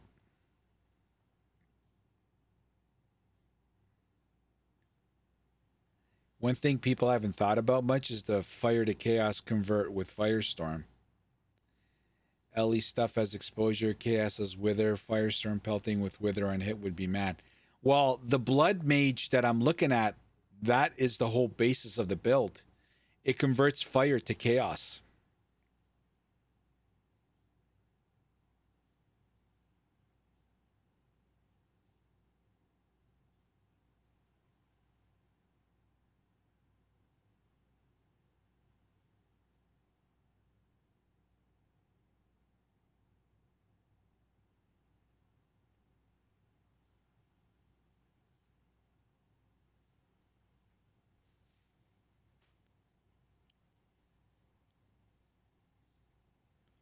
Yeah. All right, one more chance here. Some miracle. No, I think it's going to be a couple of more hours at minimum. It's 4 p.m. in New Zealand, so they're probably going to be in the like literally when they leave tonight in New Zealand, when they're back in the office in the morning, it's lunchtime. If I'm not mistaken.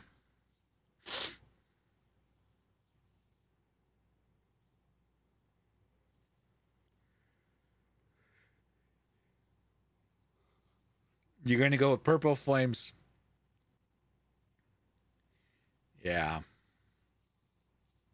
Anyway, I'm happy that because we didn't get the skill tree, we were able to watch some of these videos.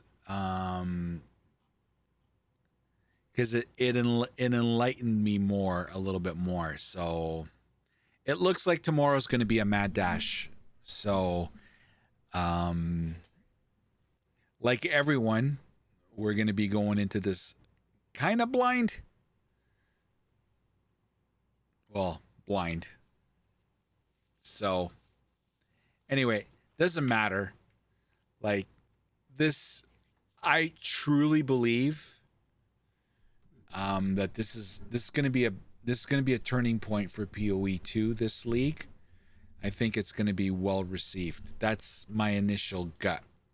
So, but we'll see. It can go, as we know, it can go downhill real quick. Gamers are finicky. We are a funny bunch. Anyway, all right. So I'm going to call it, guys. I'm going to try to get a good night's sleep because tomorrow is going to be a late one. It's going to be a late one all weekend long, actually, hopefully. So yeah, just to reiterate, I should be live a couple of hours or an hour or two before the launch. So 2 p.m. Eastern, 3 p.m. Eastern, whatever. We'll obviously log in, get into queue, and fingers crossed.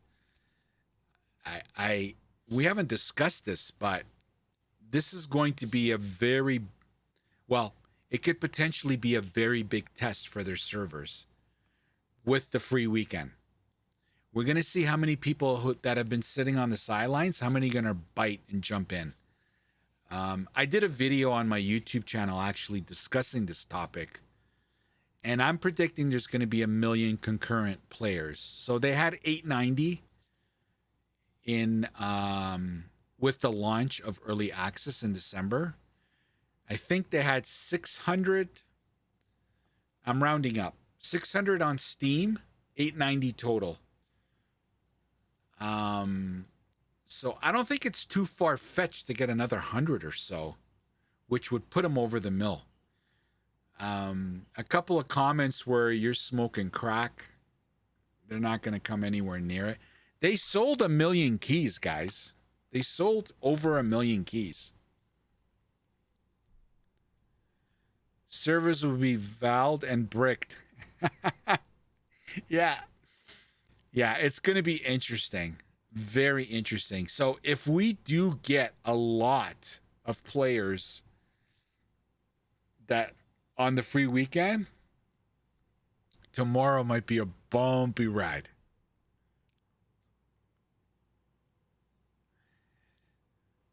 Yeah, I bought 7 of them. Well, yeah, you take it with a grain of salt. Like, my package came with like 5 or 6. My supporter pack was the biggest one, and it came, I don't know, 5 or 6. I gave them all away.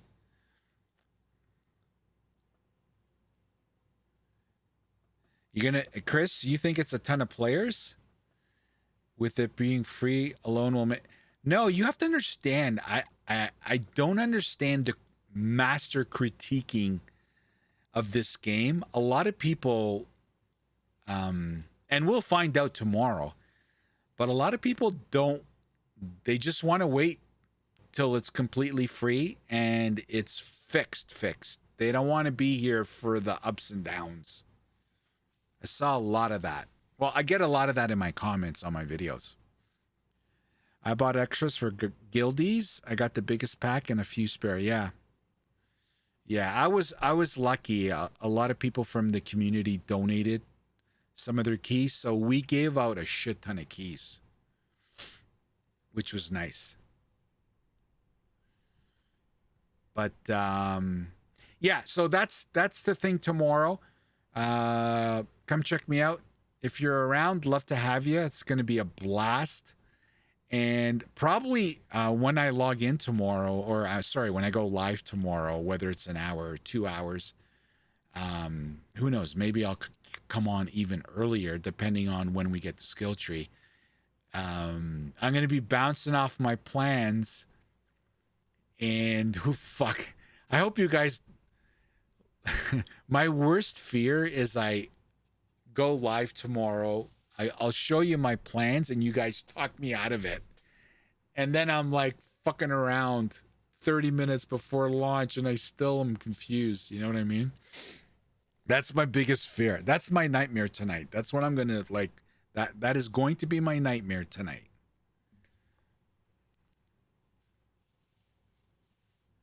You'll be here eventually, just not sure what that. Yeah, no problem, Chris. No problemos. No problemos. All right. Okay, we can. Okay, one more spin. One more spin.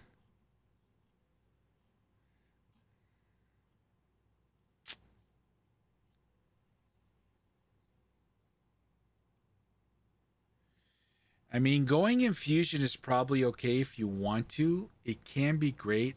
It can be okay. It won't be bad.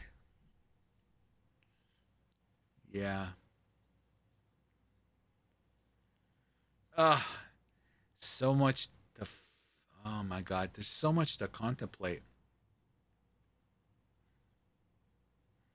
You know, at the end of the day, it really doesn't matter because I suspect I'm going to be playing 2 months of this league minimum.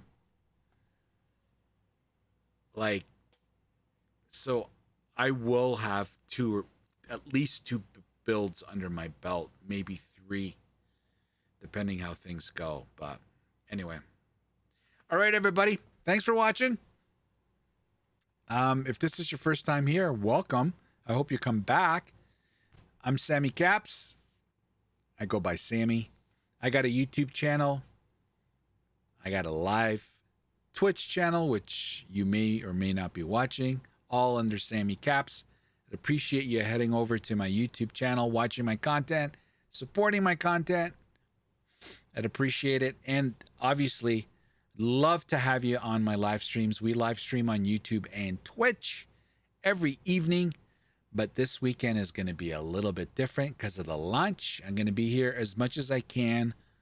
Friday to Monday, day and night. And yeah, I do have something IRL Saturday. It's probably going to carve out 8 or 9 hours. I just found out tonight. I was so mad. Anyway, I can't control it. It's something that we committed to that I wasn't aware of.